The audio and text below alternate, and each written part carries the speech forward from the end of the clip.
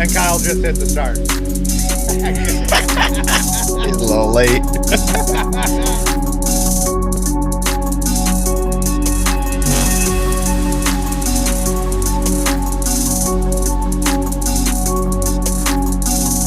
There we go. Go live.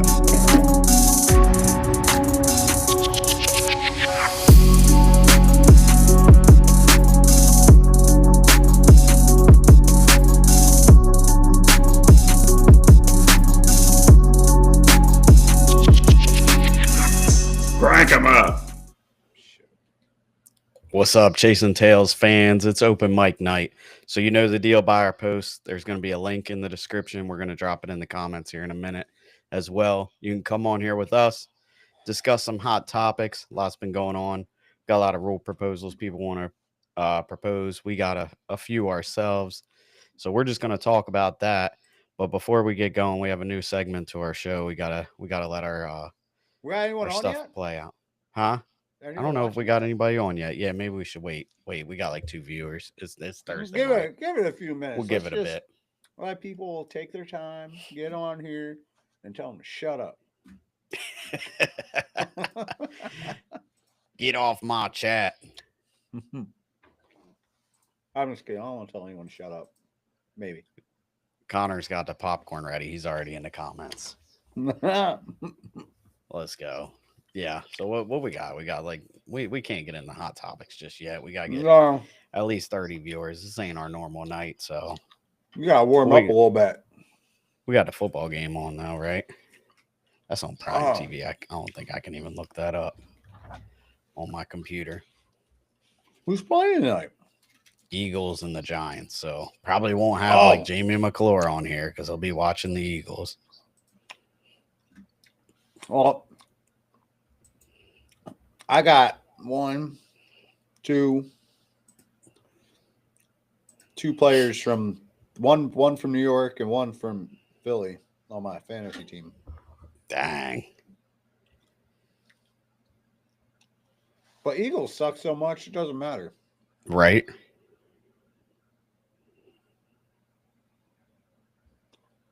Starts in like 2 minutes. It's 8:15. They ain't even started yet. Jeez.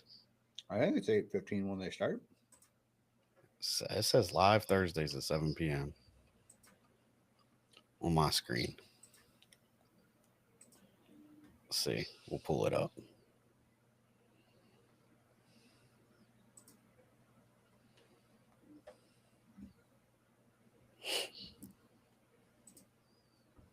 Spipes just text you all live, you know. Yeah.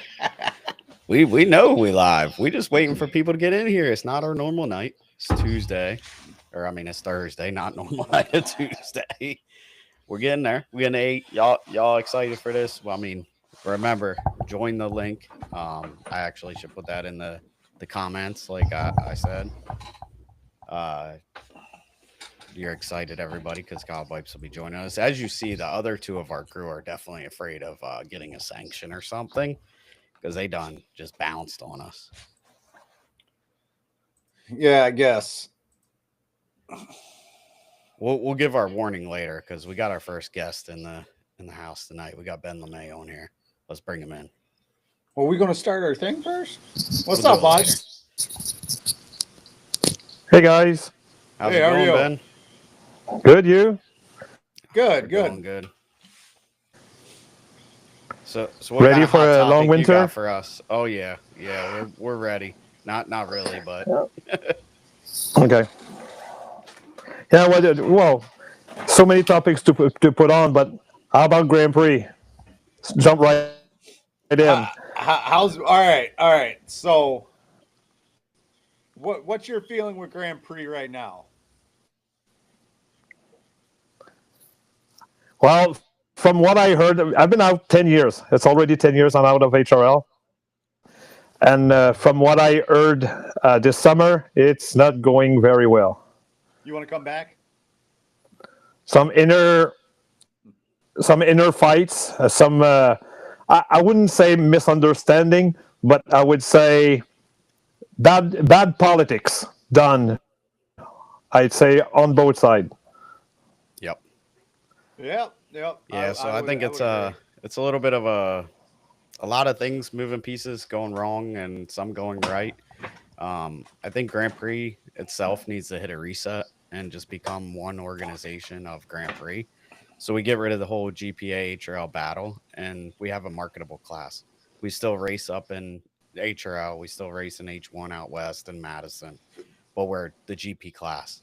That way we can start promoting our class and get some money because we know these race sites it's hard for them to find funding. We've been asking for it for many years, and it's really not fair for us to keep asking for more Yep. money.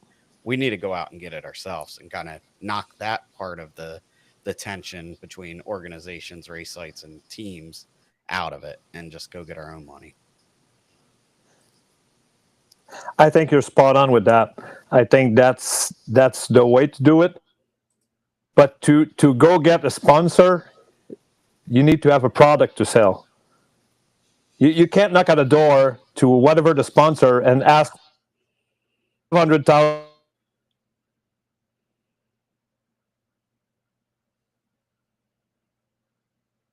He'll be back. Uh-oh, did we lose him? Little connection issues here. He'll be back. Reach up and. What are you selling? While I'm saying- Yeah, Oh, there you so are. your Cut out connection for a keeps little popping bit. in and out, but we're getting a little bit of it. Yeah, we need a good product to sell. The GPs need to get together and go around to the races together as a whole, rather than some at this race and some at this race. They need to get together and agree on what race sites they want to go run and stick to that.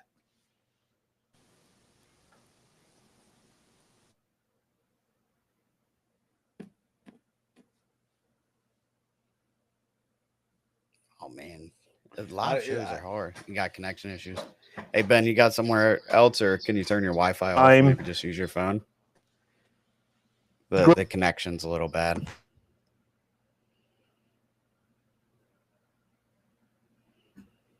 This was like my radios in Tonawanda. In and out. That's okay.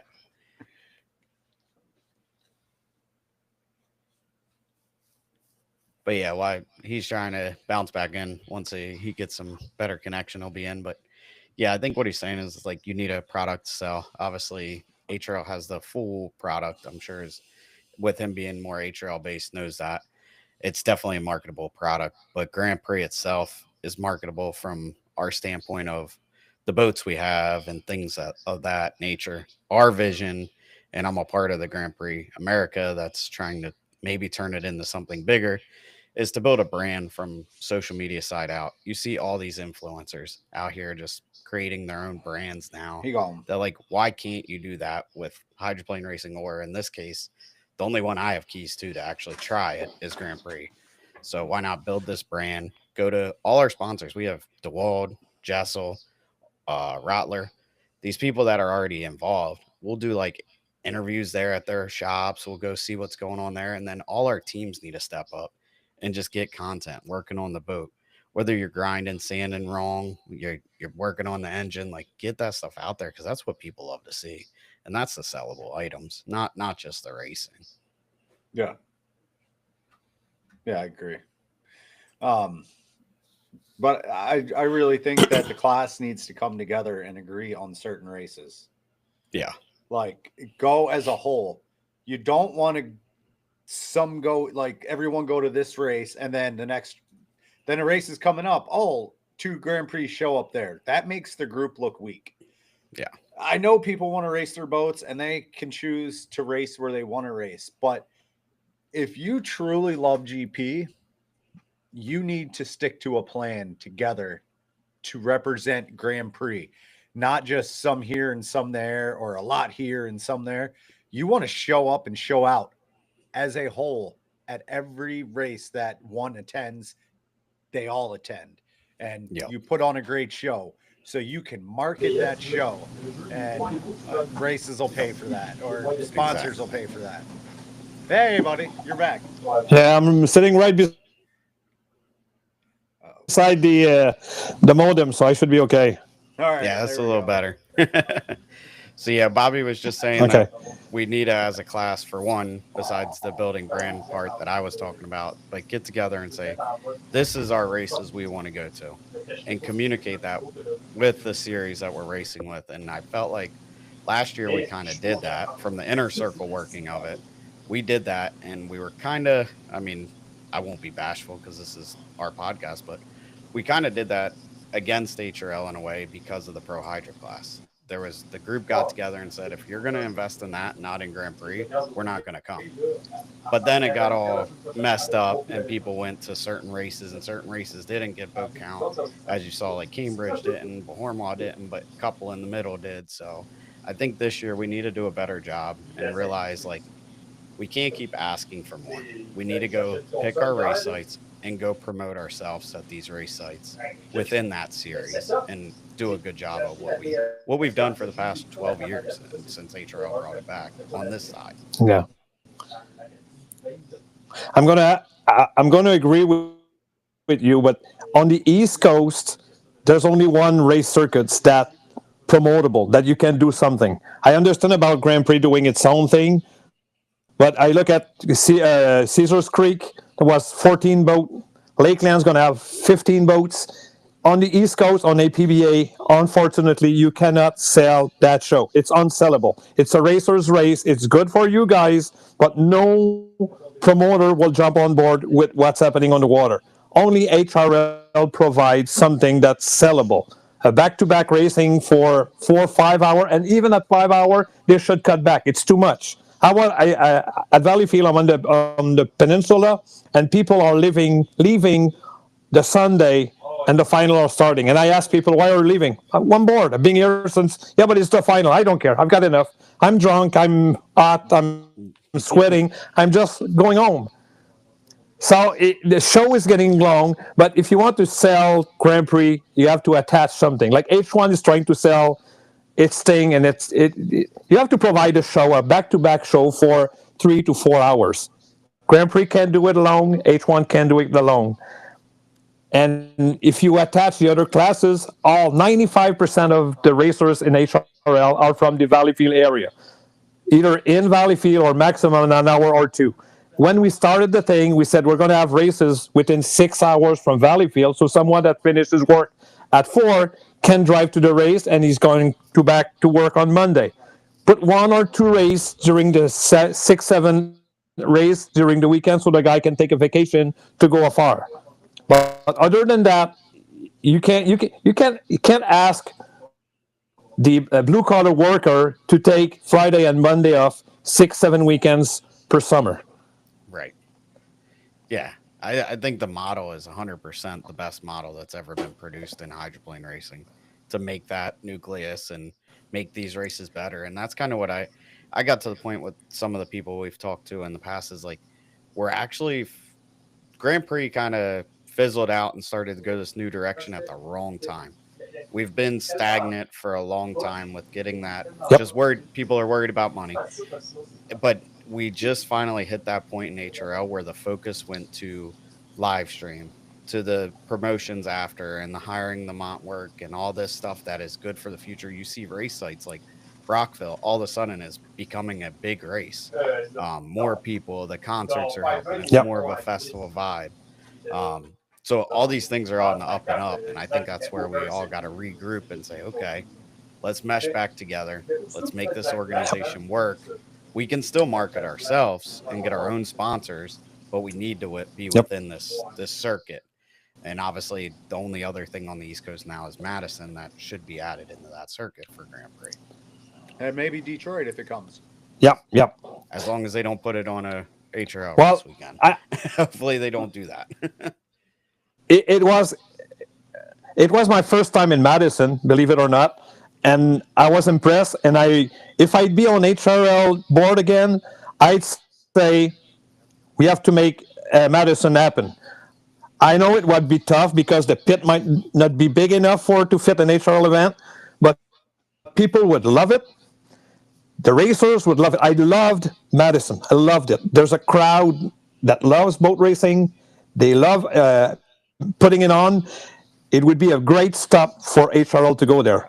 Logistically, it It's probably tough to do, but Madison would be worth to be on an HRL schedule. But coming back to HRL, even though I built that at the start, recently they did bad decision. The amount of money they throw in on the Pro V class, the Pro Hydro class, and tell Grand Prix we don't have money, I'd be insulted too. Being a Grand Prix guy, and you see that tons of money going on that class, and nobody wants that class. You saw on your survey, nobody wants that class. Anybody that's 30 years old and older, they know what happens. The unlimited light killed, I'd say, 1/3 of the fans in Valleyfield. Yep. There were no Grand Prix. Grand Prix was dead. So they went unlimited light, and limited light is Pro Hydro. Exactly. It's the same thing. We need the sound of a blower and the smell of methanol. Sorry, that's what the fans want. It's plain and simple. It's clear. And I think, and that's where we've gotten arguments before, but like, I think GP again somewhat did it to ourselves. We got to this level where we were so competitive and pushing the equipment so hard that we started having failures and our attrition rate went down. Like when HRL came around, attrition rate was great. I mean, Marty Wolf would finish every heat.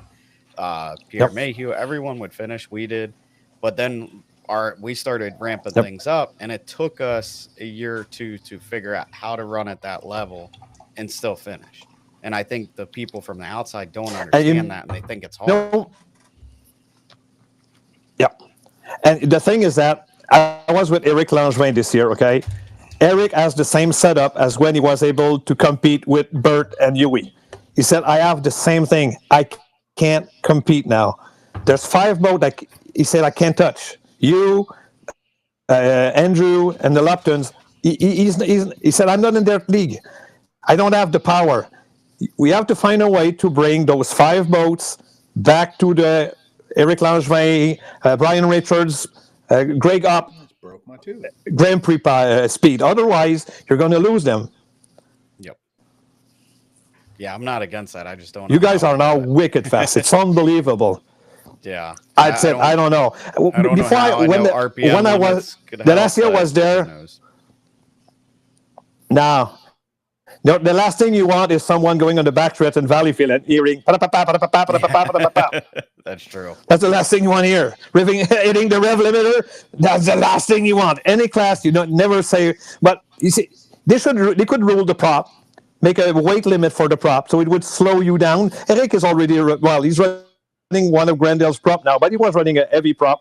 I'm sure Brian Richards is running a heavy prop. So that would help too, to slow the fastest guy out.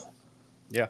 The setup will always be better when you know what to do. But there's a way to slow the faster boat, the 5 faster boat down to make more people go in the sport. Because I agree with you when they say, "Hey, it's tough." Eric Langevin, look at his team. He's got Danielle, he's got my daughter, and Francis.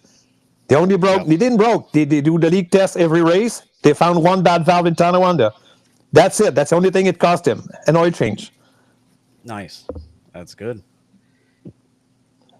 Yeah, that's where I think we still need more boats that realize that they can come up here and do it and run all season, 2 seasons on an engine. We created that fear in this class, I feel like, with the engine failures, but it can be done. That package is still good. It's still, I don't think you can create a GP engine package any cheaper. I mean, we've tried to make the other one and spent triple the amount of money. So the package is still good, and still, I don't think anyone's making a ton of power. If slower guy can't catch up to you guys. Yeah, I don't really know how to bring them I think it's boat setup, if you ask me.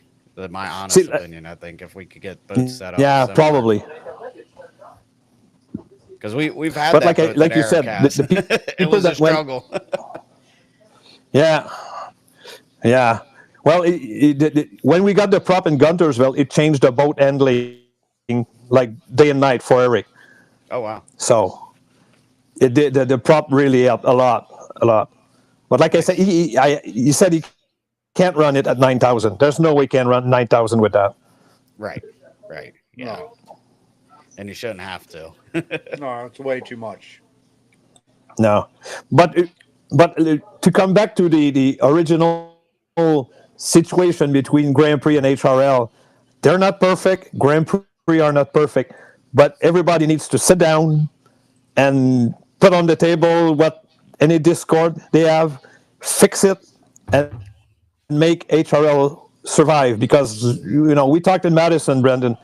If HRL doesn't survive, it's going to pull down Valleyfield, and Valleyfield dies. And if Valleyfield dies, the sport dies. On the East Coast, at least, the sport dies. It dies. It completely dies. And when we rebuild it, we had one race, and we had Valleyfield and Regal race, 18 boats. And when I left, there were 65 boats and a line of people wanting to race. Not in Grand Prix, but in every other class. So I'd say it's healthy. All the like 95% of racers only have to travel 5-6 hours to a race. They come back on Sunday night. They go back to work on Monday. It's livable for those guys. Unfortunately, there are guys like you guys from afar that, I don't know, probably can afford to miss on Friday and Monday. But 90% of the drivers, they can't afford to miss. Heck, they come in late in Brockville and they live in Valleyfield 2 hours away. Yep. We talk about. So it's good to think about the Grand Prix, but it's the whole package. I was about to fire my brother.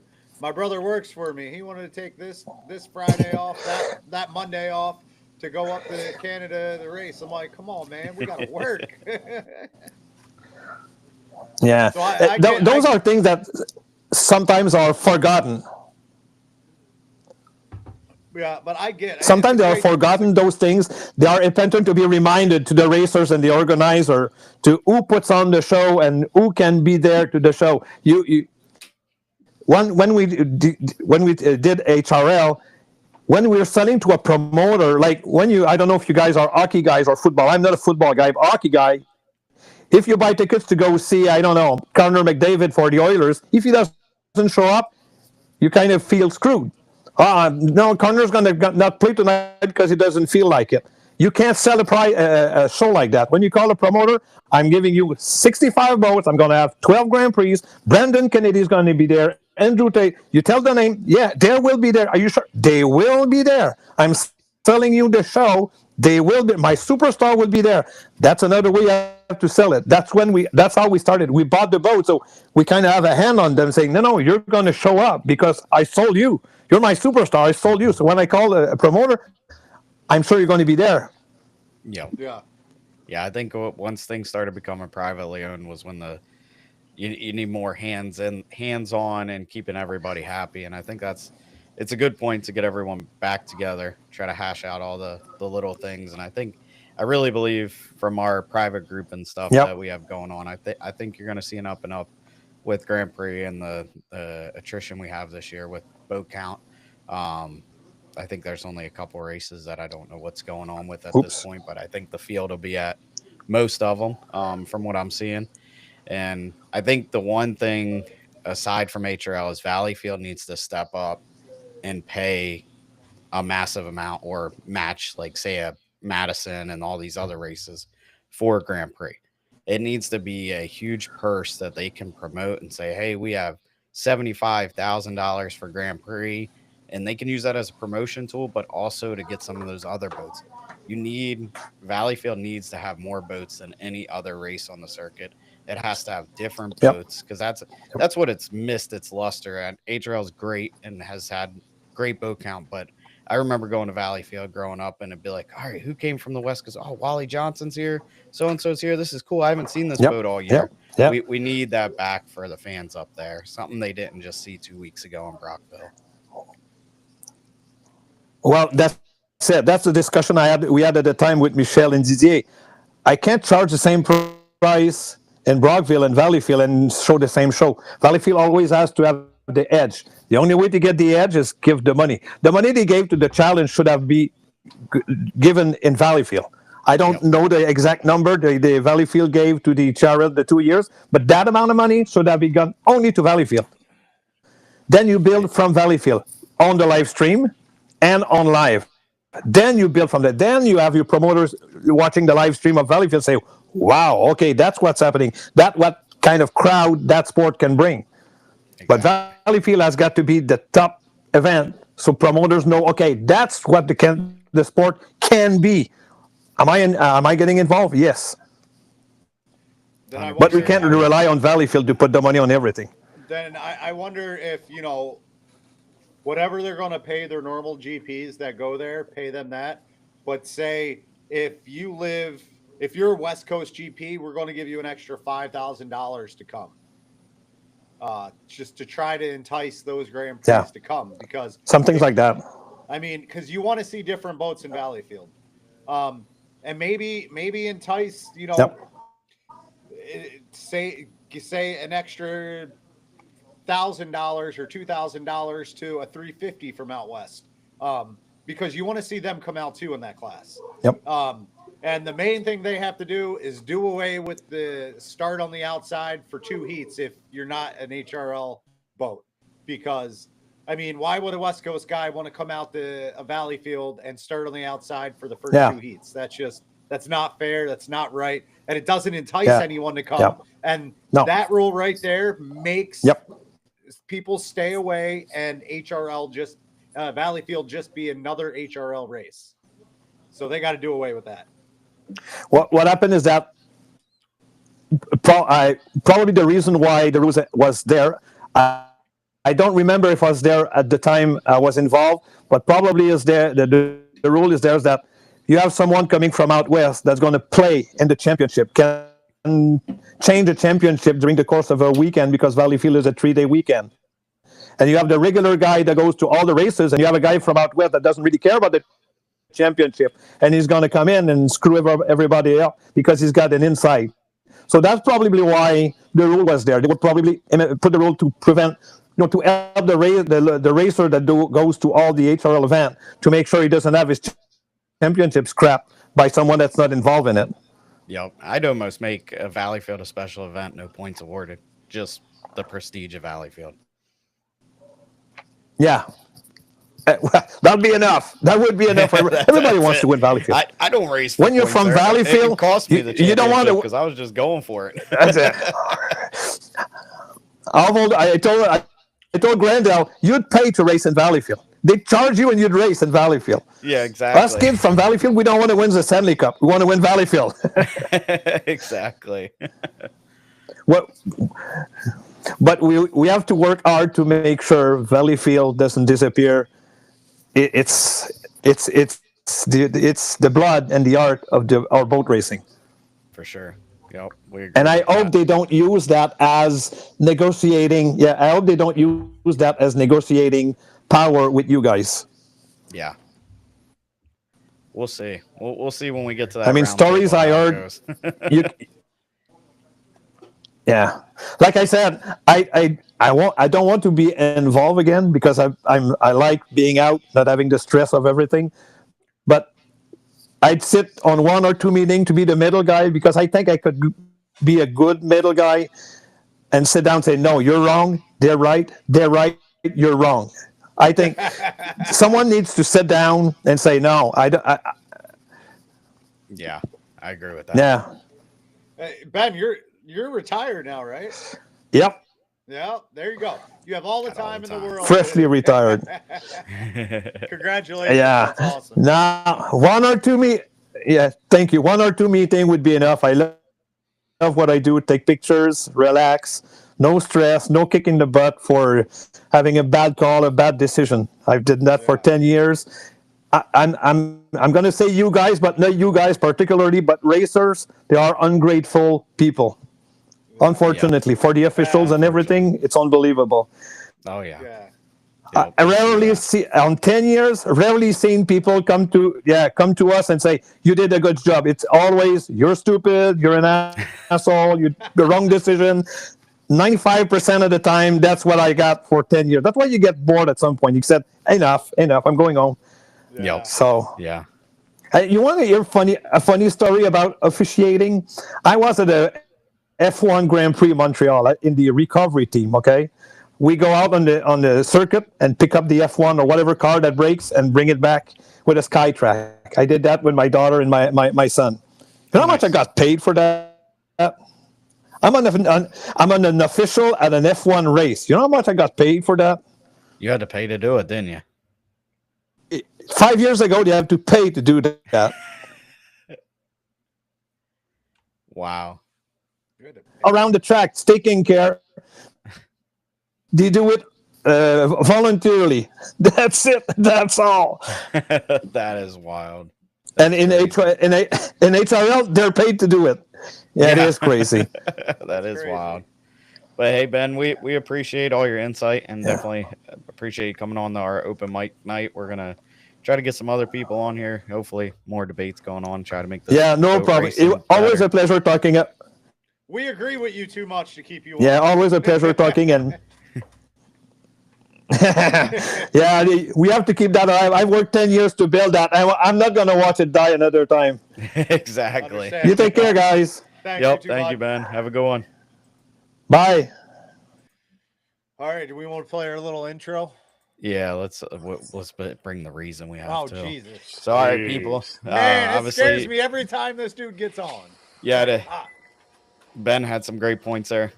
Things we've all been discussing behind closed doors and open doors, those kind of things. But hey, that link y'all is in even the got your hair going the same way. that link is in the Man. comments. I'm gonna post it again. If you got a debate coming on, I mean, if we got some Geronimo, just get on here. Whatever you need to do, but we got a little something we got to do first. We got to take care of an order of business. I gotta get ready though, Bobby. You put me on spot a little bit. My There you bad. go. I gotta find it. There it is.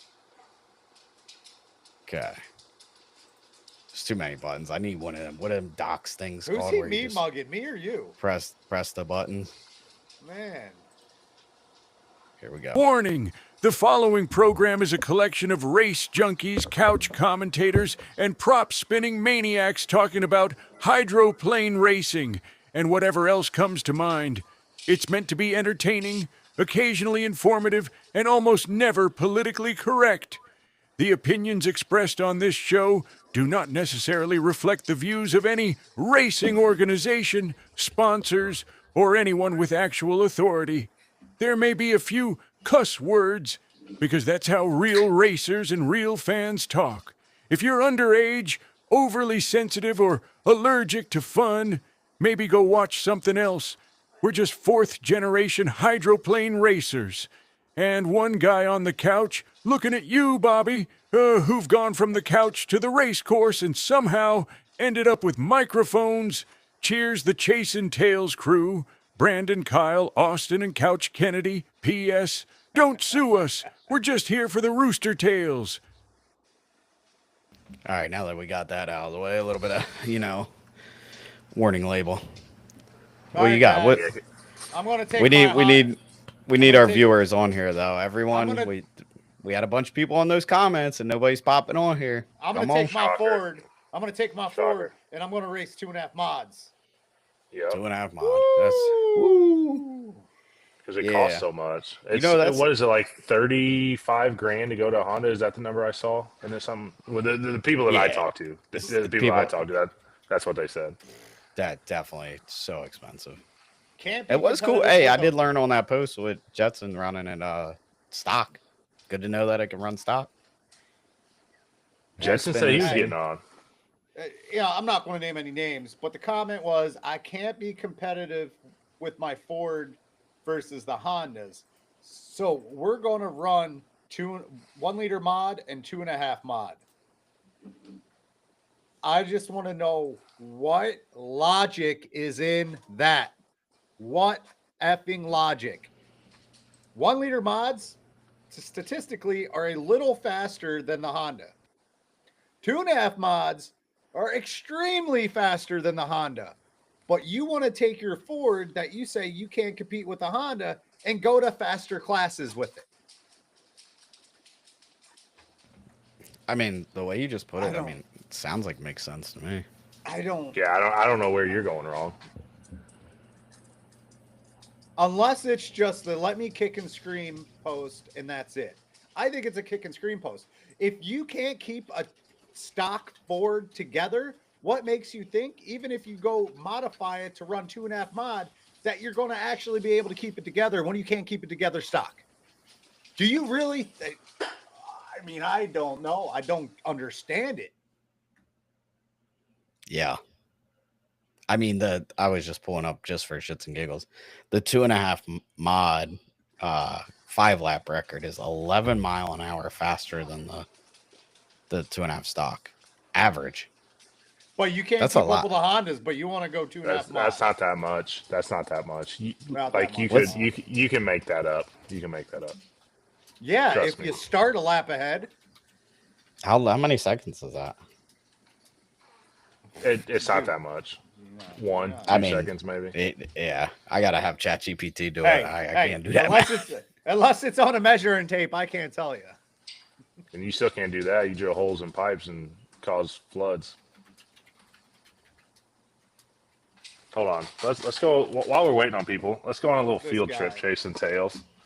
This guy. Let's go on a little field trip. I got my laptop. So this is what I see. You know, there's my stairs. My bed's up there. Then I walk down. They're not painted Where's white it? yet. Hold on. Look at that hole. Is that where Bobby's foot went through? No, Look no. on the other side. Fun fact. This is where Bobby's foot went through, but he patched it. Oh, You can see where the She was it supposed changed. to paint it. well, Gee. Bobby, you got her pregnant, dude.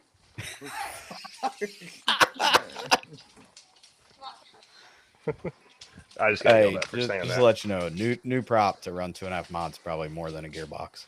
Prove it. $2,500. Yeah, props 2,200. Gearbox is like 22. 18. But I guess there's probably 18,000? used one.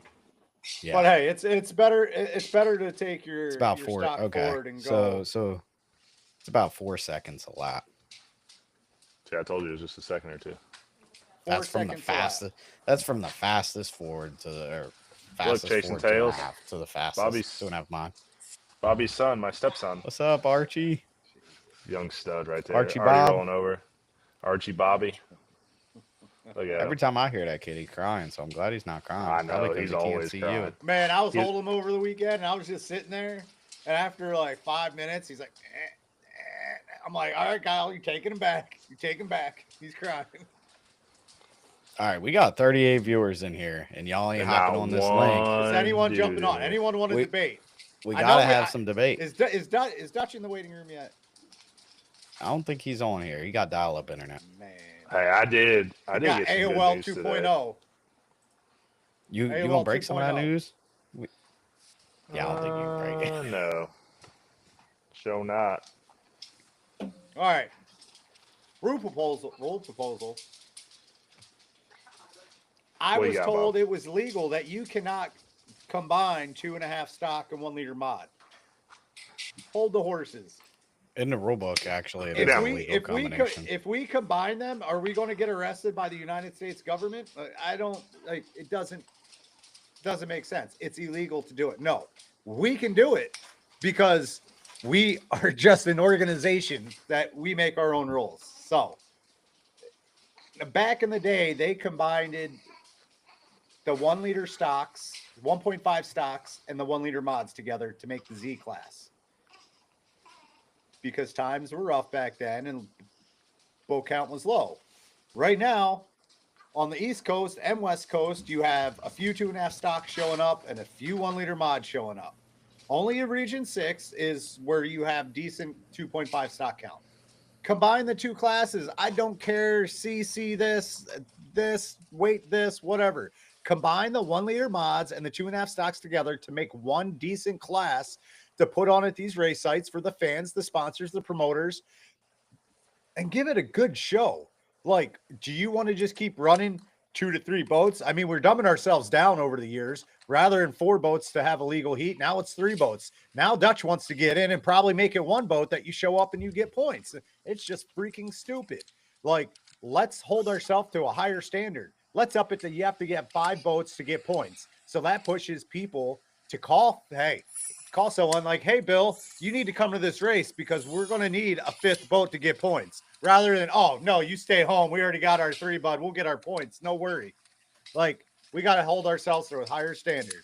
We need to combine classes. We need to combine the 2.5 stocks and the 1 liter mods. We need to combine the 2.5 mods and the 350s. We need to combine the national mods and the GNH. GNH doesn't even, I don't even think national mod and GNH exist out west anymore. So, I mean, we got to do something because APBA is going down the shitter with stupid rules. Like, don't even get me started on Hall of Champions. Hall of Champions so dumbed down, you can go step on water and get in Hall of Champions. Like, it's freaking stupid. That's not true, Bob. I've stepped on a lot of water and I have not been asked to join the Hall of Champions. Because you got to join APBA first there, bud. Oh, he was forced to join. I think he had to join on the spot in Madison.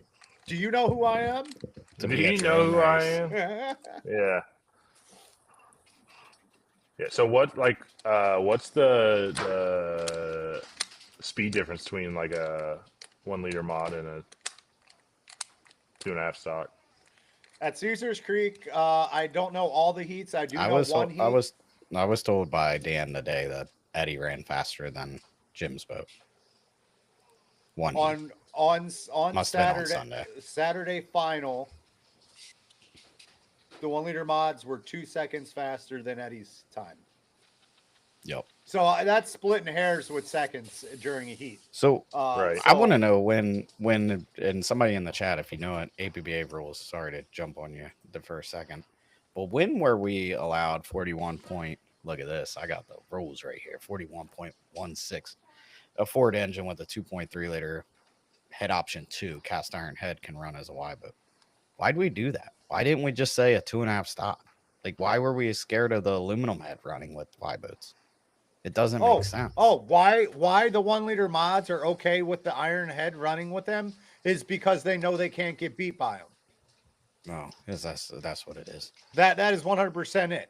So I don't want to hear anyone in the 1 liter mod saying, "Oh, it's not legal to combine these." Bullshit. You'll let a 2.5 stock with an iron head run with a 1 liter mod, but you won't let aluminum head or a Honda run with him. You're just afraid of getting beat. You're worrying about your own garage, your own boat. Like, if you want competition, combine all the boats together and go racing. Like, do you just want to race against 1 or 2 boats your whole racing career, or do you actually want to have a field to spice it up and actually have a decent show and be like, get back to the pits and be like, dude, that was an awesome race, right? With like 5-6 other boats versus 2 boats. Like, oh, hey, I seen you at the start. Good job. Hey, where were you? I didn't even see you. Oh, you were. If it was me in a Y boat, I'm still pumping that thing, trying to get her running. And Or it ain't gonna get running. exploding. You've exploded 1 liter exploding mod it. before. I mean, boom, exploded. Look, Like, man, yeah, you guys are happy to that. I think you're on to something a little bit, shockingly, with this Holy combining the Y's and the S's. I mean, they're Creating they're a new class. We same come up with a size new boat, name. same size boat, same size engine. So if So you wanna would- run- What I would do, though, you got to put the rule in that if you run a Y boat engine, you can be a lighter weight. So that Oh, makes of you be course. like, okay, well, I can run as a lighter weight. Then I'll try that. Like, yeah, you keep. If you run a Honda, you got to weigh the 2.5 stock weight, the old 2.5 stock weight. If you run a 1 liter mod, you can run the old 1 liter mod weight. If you have a I'd 1 liter, even- if you have an old 1 liter mod and you put a Honda with it, well, you go to the Honda rules, the weight rules, the specs, the everything. If you have a 2.5 stock, but you go to put a 2-stroke in it, well, then you can go to the 1 liter mod rules. So, I mean, it's pretty simple. I mean, we got to stop worrying about. I'd even throw in like, all right, I don't think you can even get them. People keep talking about the solid lifters and roller cams for a 2300. I haven't seen them in stock in a long time, but I'd even be like, all right, you can run that too as a 2300. Like, it's not going to enhance it a ton. It's going to help you longevity, but as you combine these classes, we can kind of add that in, and then Well, you got put parity. it this way.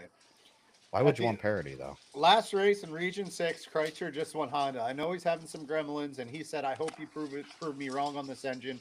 And I said, look, a lot of people have been having gremlins to start off, but just like any engine program, you figure them out, and then you'll start going.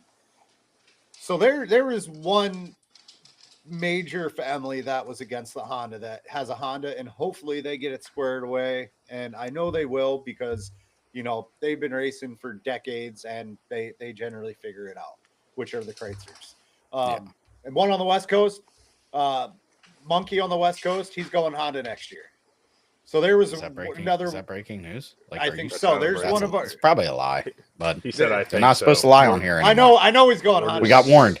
We got warned. just We're not supposed to subtly lie. breaking news. Oh, we can't lie. So he's Okay. going Honda next year. So there was one of the biggest critics on the West Coast going Honda.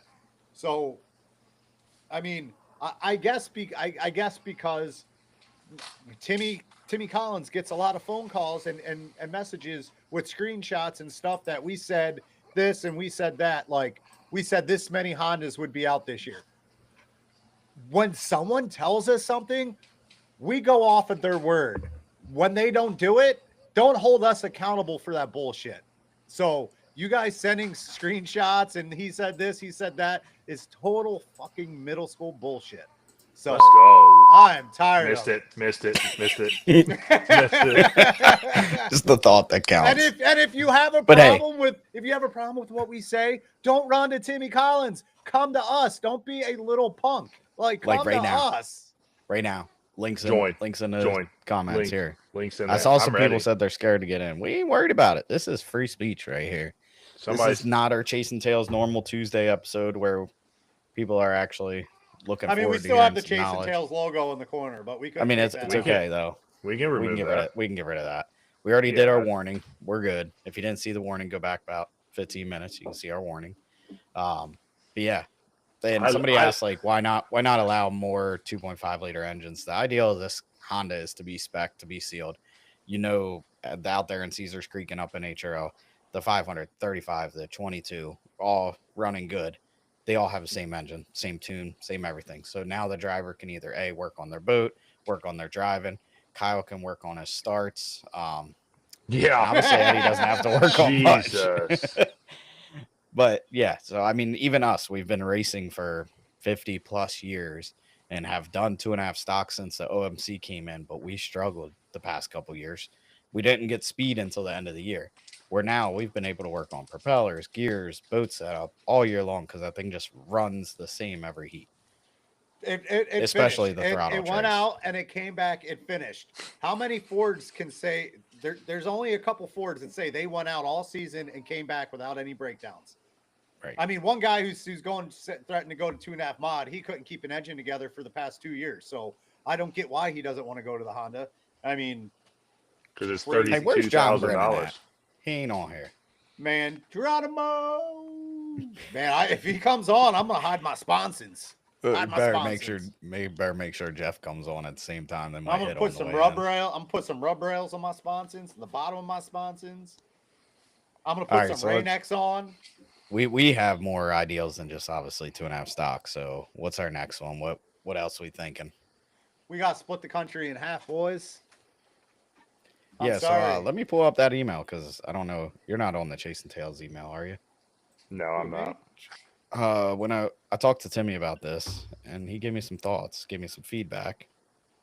First would be like some questions he's asking. He's not saying like he doesn't like it.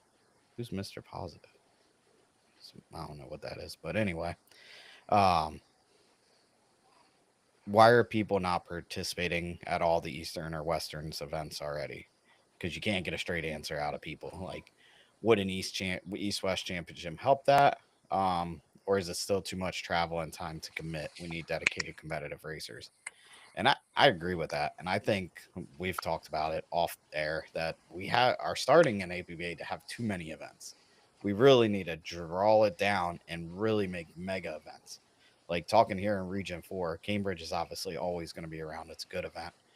I know I'm Region 3, but whatever. I'm going to talk Region 4. Hampton, that race needs to be brought back to the way it was in the early 2000s and previous to that. Like the stadium is set there for a great event.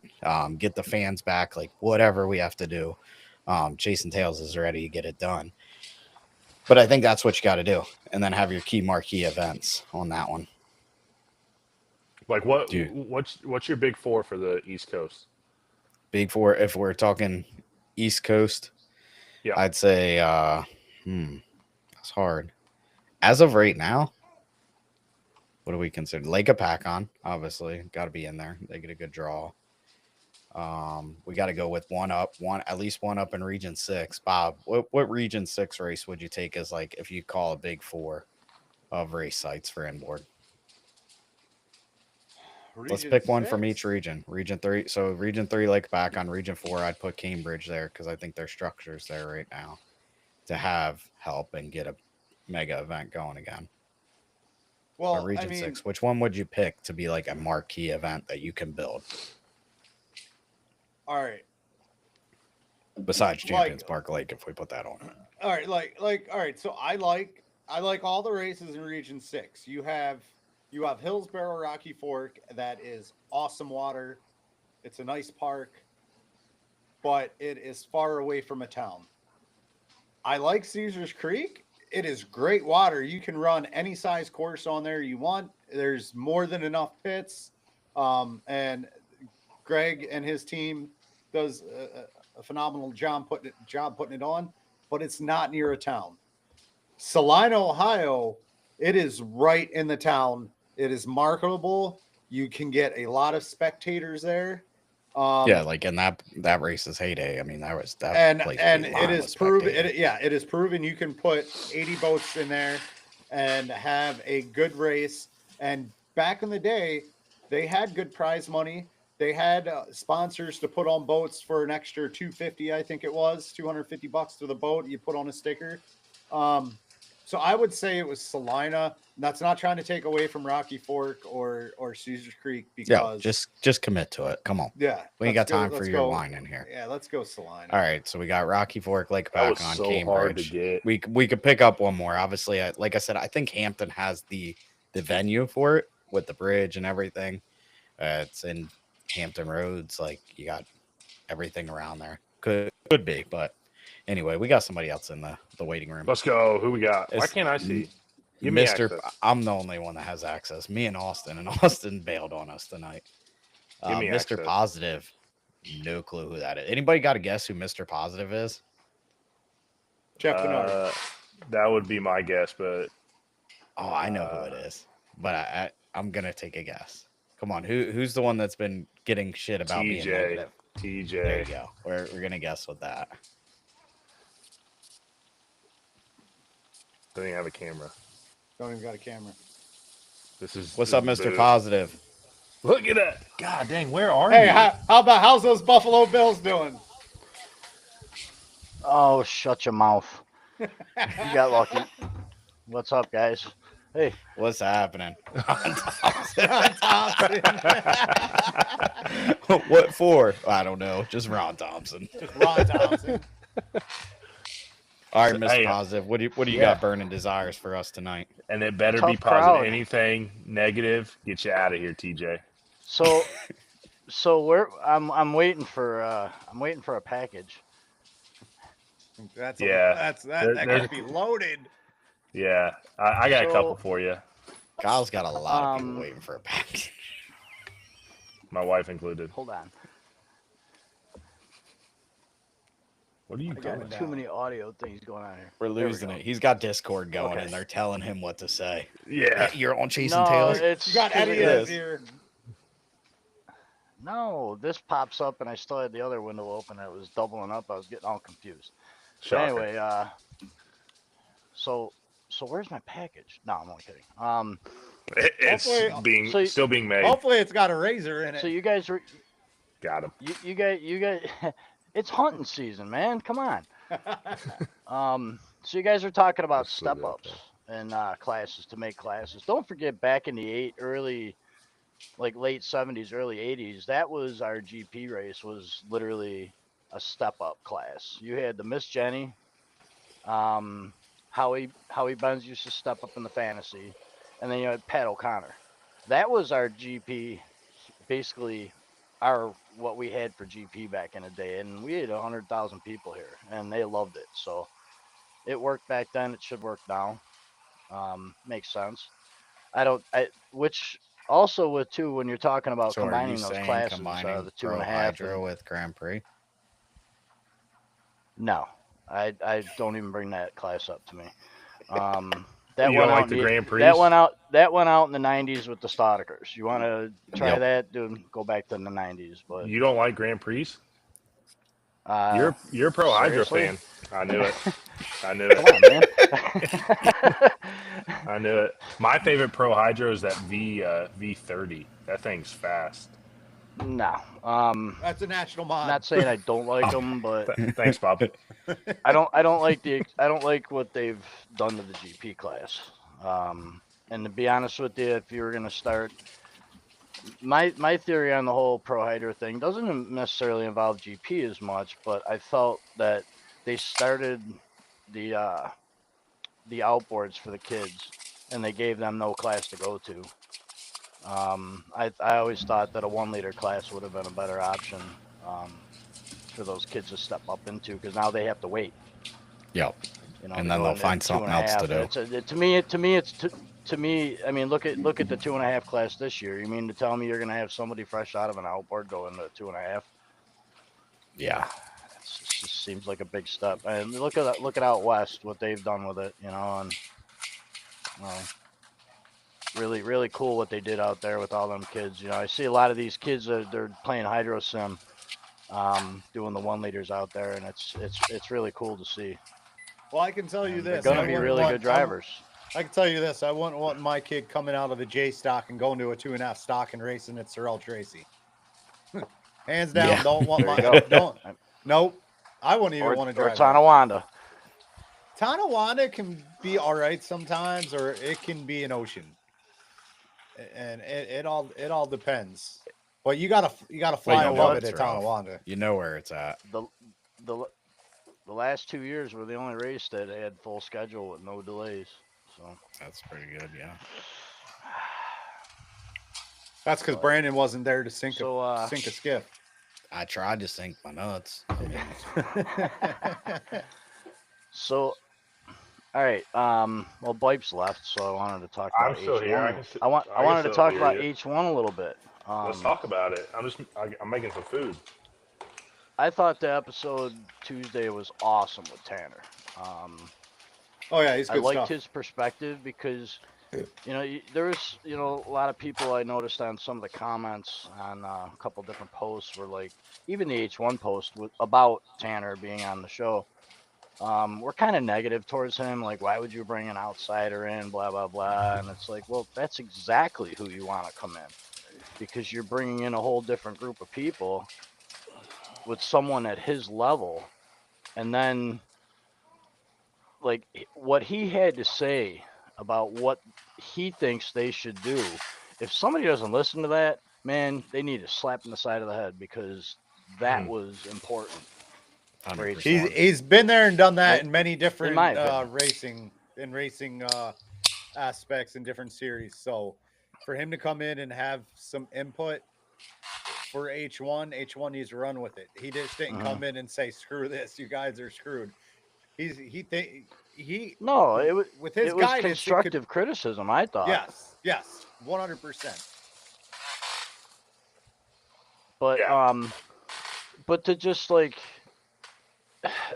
constantly go with the status quo, that's why we're still at where we're at with H1, is we're constantly yeah, you know what, nah, it's the old school way of thinking. It's not working for them. No. I joke around a lot. Like I always say, you know, Jared Meyer for president of H1. That guy's got so many ideas for H1. His knowledge. I mean, you guys talk about Eddie a lot and how he is with, you know, his knowledge of H1. Those guys can recall heats and who won Heat 3A in the 1995 race in wherever in I Washington think they D.C. need to It's get out more. ridiculous. I think they need to get out more. Laid. But it's guys like that have seen everything. So they know what works. They know what doesn't work. It's just from, I mean, yeah, granted, it may be their opinion. But every I time think- that H1 seems to do what they talk about, it seems to work. It's funny. Yeah, I think H1's starting to realize that from interminglings. Obviously, my source of knowledge here, Kyle seems to get more info than I do because that's about the only thing he's good at and beneficial to us at. I really think That's they're true. moving that way. If you would like to speak on it, Kyle, you're Yeah, allowed. you're allowed. I had a conversation today with someone, and they hadn't watched the Tanner interview yet. But when I was talking to him, I told him like it's unbelievable. I'm not saying the guy's dumb, but he's a whole lot smarter than what I even expected when it comes to all things motorsports, not just driving a car or Yeah. doing stunts. Like the dude is uber smart. And just past that, they really need to take a look at everything from the rules all the way to live streaming, all the way to their marketing. Basically, everything they need to take a look at. Yeah. Because me finally getting into it, the rules are the most confusing thing I've ever seen in my life. I forget what was the rule that you sent at the beginning of the year, Brandon. Oh, it was something about like if you're at power, it's 7 boat lengths. If you're slower, it's 5. But a or whatever rooster shorter. tail or Yeah. or a rooster tail. It's like, nah, it should just be concrete. It's either X or Y. Like no in betweens here. Yep. Yeah, and it's really pay to play, which I know racing is anyways. The more money you have, usually the more competitive you're going to be. But for a prop to cost $15,000, and that's not even an X prop that's thinner and goes faster, that's 22,000. It's just crazy to me that you have a prop that's that much money.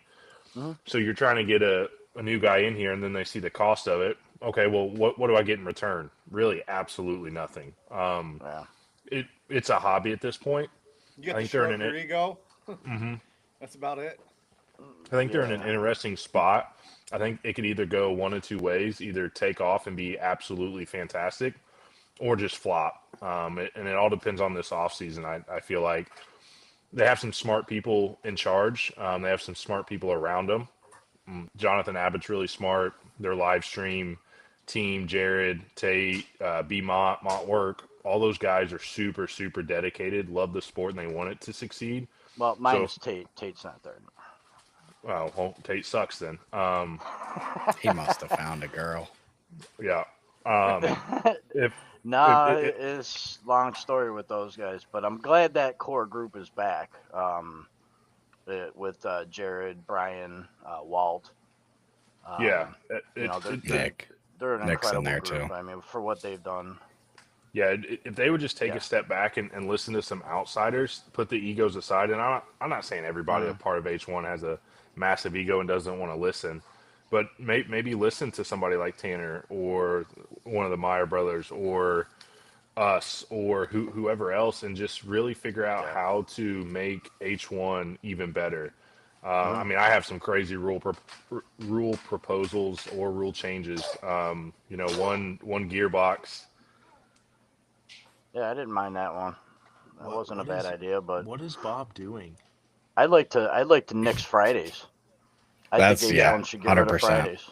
I think it should be a I think it's a one-day big event. waste. It's a waste of a day, and that It's way a waste you're not of time and killing resources. your especially for you, Kyle, because that way you're not killing your pit people, setting up the pits, taking down the pits for the parade, and They don't resetting up even the get pits. ready Friday. You know, it's just they don't need that. That would help their product because it would condense it instead of Right. 3 long, boring days. Now you got 2 more exciting days.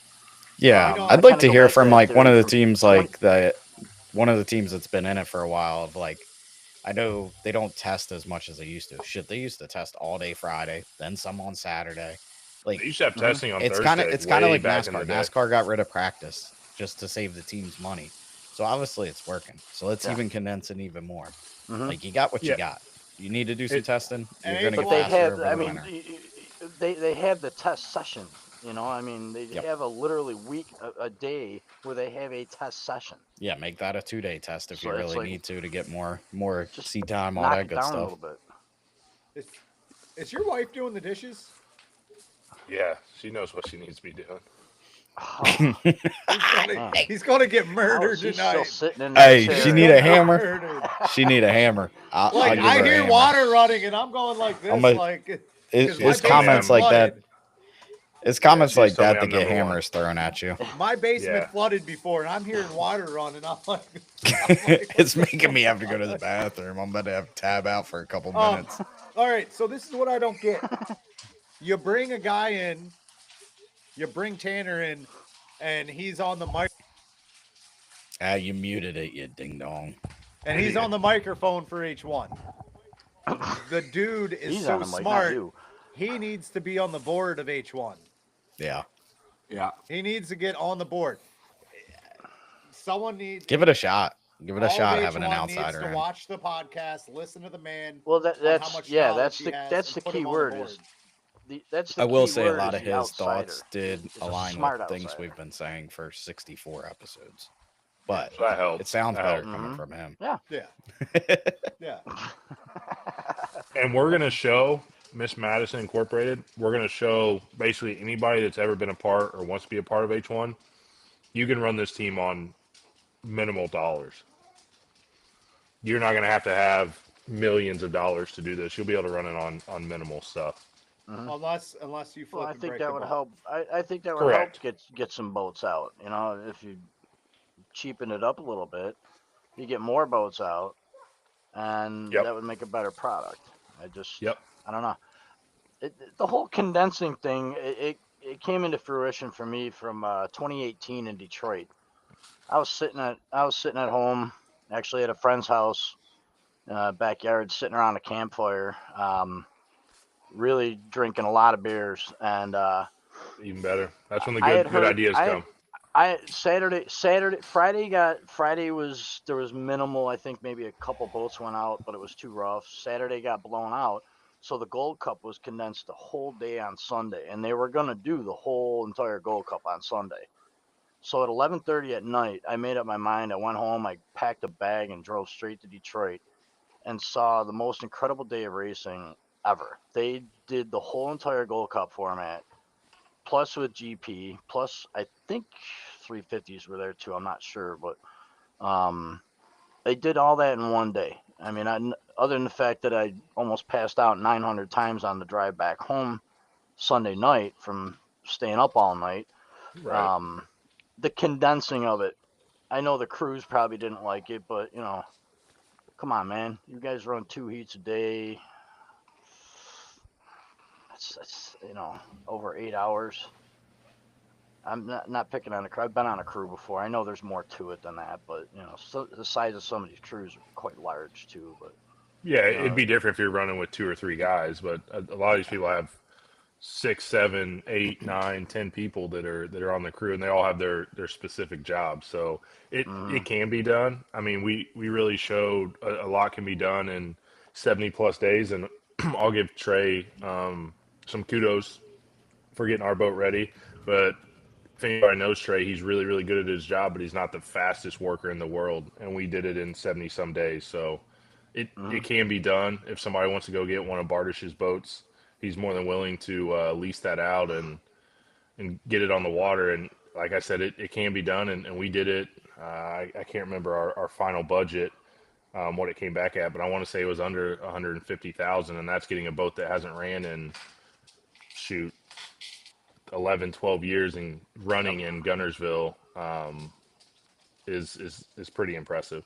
yeah, that was definitely the story of the year in H1. I thought that was the anticipation in the Gunnersville race, and then it finally happening in Madison. It was pretty cool to watch, you know, especially knowing these guys and you know crewing with the 35 and all that stuff. It was really cool. It was really cool to watch. Kind of made the summer, to be honest with you, for H1 in my mind, but you know, because Gunnersville Yeah. got blown out. You know, the Madison race was pretty good, but you know, the streaming to me was kind of an issue. Easy. Yeah, 'cause that it was does, but frustrating. I'll be any live stream's biggest critic. I don't care who I. Well, I offend think or that anything I like that, think because the thing I've is they seen were on enough of it here, in my and life. I think the thing is they hyped it up on here and other places that it was going to be great. And Corey was like, "Hey, we got it under control. We've done rally. We got this. We don't have any connection issues." And then they show up, and it's like, what happened? It just bothered me because all they good. went away from what was built up to something that was really, really good with Jared Tate, Matt Johnson, Nick, those guys, all that whole team there. They started it all. They had it on top. It was really good. They Yep. filled the dead time with old videos, stuff like that. And then it really just fell off a cliff, I thought, because we were trying something else. And it didn't work. Yep. That's story of life. Well, I You know, think- you try things, okay, they don't work. But after a certain amount of time, you got to say, okay, we got to go back to what worked. And they Right. just didn't. They stuck with the same thing all year, hoping it would work again. Yeah. And, you know, as much as I love listening to Brad Luce's voice, this is going to be so great not to hear it until June. I mean, to be honest with you, it was just too much. I love Brad. Brad, I love you. I'm sorry, but I bet he was tired of talking. He No, gonna be he- a guest on Chase the Tales at some point, so you'll have to hear it again before June. yeah, yeah, that's right. I don't mind that one.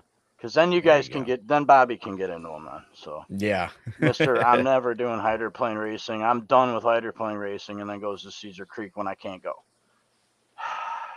Jerk. Yep. Yeah. But All right. Well, we're going to pop on and try to get some other people on here. Guys, we just dropped the link again in the comments. You guys got some ideas, make this sport better, got some rule changes, got some beef with somebody. We kind of need some beef going on. Right? We talked up this beef. Who's got beef? I want someone to debate me. Yeah, I'll debate you. Bobby's Let's ready. go. Let's go. Oh, he's ready. bring in But, somebody all I else. said TJ, debate. I said thanks for debate, coming not on, man. bait. We appreciate you. Later, positivity. We'll right, we'll guys. see you Talk to on you. the Hydro Sim Nerds World Cup. Hey, I'll be racing Phil this year. suck. Phil sucks. No, with what wheel? He Bob, got gave it him one. finally. I had to drive all the way to Caesars Creek to get it, but I got it. Oh, you got the wheel? Yeah. Oh, man. He got the So wheel. he will before I got probably my need some- shirts. Damn. He'll probably need Yeah. some tech You, support. you and Jen are in the same boat about your shirts. Yeah, I need Hey, tech support too. I need all the updates. Remember these? Yeah. The thousands of them. Come on, bro. Get him some shirts. Right? Oh, did TJ do those? Yeah. Yes, sir. That's why you're Oh. supposed to send him a bunch of shirts. You I had no idea. All right, don't hey, I'll pay do it now. attention much. We'll send you do it now. reminders every day. And I'm Yeah, trying to pay yeah. for work shirts, and I. All right, guys. I'm out. I'll catch All you right, later. see you, man. Later, TJ. Phil Appreciate you. suck. Bobby, let's He's debate. got that on. I said All right, debate, boy. not All right. bait. Let's do it. All What do right, you wanna Chase talk Tales about? fans, now's your chance. Get on here. Because Bobby Sauce. obviously wants to debate somebody. So anybody got a hot topic, bring it up. Rule changes, all that good stuff. It's an open mic night. Links in the comments, also all over Facebook, because we've just been trying to get people on here. So, but for right now, we'll just keep talking. Sure, Eddie Camfu should come on. All right, Bob. Well, what boat was this one back in 1976? What record did it set on the second weekend of July? Yeah. Like, I don't know. I don't know. I'd have to go on the APPA It site, sounds but I like don't know if it's .org, .com, .net. Is Jessica taking like a sink shower? I would show you, Bob, but I got yelled at for taking people on a tour of my house and showing them stuff. So Yeah. All right, we got Kelly Jones in here. Let's see what he's got. let's go. Who's Kelly? What's up, Hey, Kelly? Kelly, Jones? how's it going? Going My pretty good. man. How are you guys? Good. All right. So, what's your relation to the Jones family? Let's tell our fans that first. So I'm fourth generation hydroplane builder. So I am Ron Jones Jr.'s son. Okay. Okay. Oh Cool. my goodness! All my computer pop-ups all at once. Are So you you're- one, are you one of the ones that I made mad when I made a vintage comment? I don't remember the vintage comment. Oh, okay. No, he's okay. more building new stuff. Come on, Bob. Yeah, build new stuff. Don't build vintage. Don't be No. one of those. Don't be one of those boat builders. I'm gonna build Here a we brand new go. boat so it can go run vintage. No, I I just don't won't get do This it. is what that. I like. This is what I like, Bob. All right. So, what do you got for us tonight, Kelly? I mean, Bob wanted to have a debate. What do you want to Let's debate go. about? Oh, I Let's don't know. go. I don't know. Dude. Did have I said anything that opposes your views? Oh, not too much. Okay. I mean, we had the argument way back a couple of weeks ago about capsules. That was pretty hysterical. I mean, honestly, I think there needs to be more people going back and forth east to west. I know a lot of West Coast guys will go out east, but I don't see a lot of people coming from east to west in perspective in the inboards. There is a few GP teams that do it, and I think that GPA needs to, for the championship deal, needs to bring Tri Cities involved with it since it brings 60, 70,000 people every year. Yeah. Yep. Yeah, I think that's in the works. If the challenge comes back, it will have a West Coast race in it. That's for sure. Okay. Which I think is needed because the past 2 years all the challenge races have been on the East Coast, and it's only fair to finally have one out on the West Coast. I mean, you've had the both Richards boats come out. You had the Hop come out. The 20 used to come out when they were together, and hopefully they come back out. I don't even care if they just stay on the West Coast. I just want them back out and racing because it's another boat on the water. Yeah. So it's only fair to have a challenge race out there. That's if the challenge is happening again. I don't know, Brandon, is it? It's in the No. works. We'll see. No. He said no. Jesus, Spikes is just like no. But no, that would be cool. But yeah, I fully agree. I do like in GPs. Oh, some shoot. GPs need to go out west. Yeah. What about inboard? Yeah. Because I mean, we have 5 liters and 2.5 mod, and I think it's So- hard for Stop. inboard because of the expense. I think our sport's gotten to where people are struggling to afford just racing on their own coast at this point. That we need to really focus on getting the boats on our respective coasts out of the garages into the That's not races. a word. It was a good Coasters. word. God, That is thank you. not a This word. was a good. Yeah, I mean, Coasters, all right. coasters. So all right, so we'll start there. So we want to put in a rule proposal that splits the country in half and then have one race that. So you have your East Holy Coast, shit. Excuse my dog. you'll have your East Coast championship, your West Coast championship, but you will have one race a season where if you want to go, everyone shows up to this race, and if you win that weekend, you are the US one. Bob, I don't agree with that because I do like national high points and make that into a championship, but make each race more competitive to get the points. Okay, so 2.5 stock. We just wrapped up 2.5 stock high points this year, and we didn't even go on the West Coast once.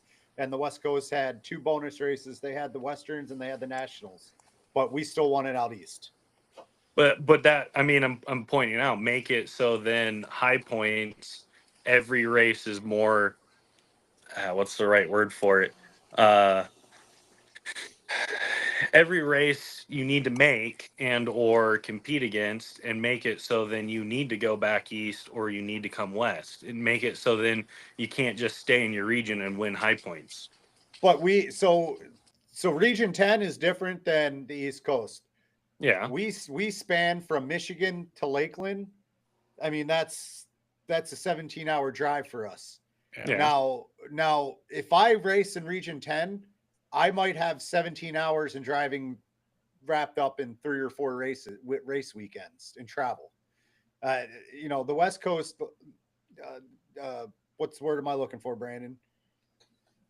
It's got a just the- better. It's more regionalized. It's more like HRL Yeah. where everything. Geographically, it is better pound per pound for your money to race out west to go for a championship if there's enough races.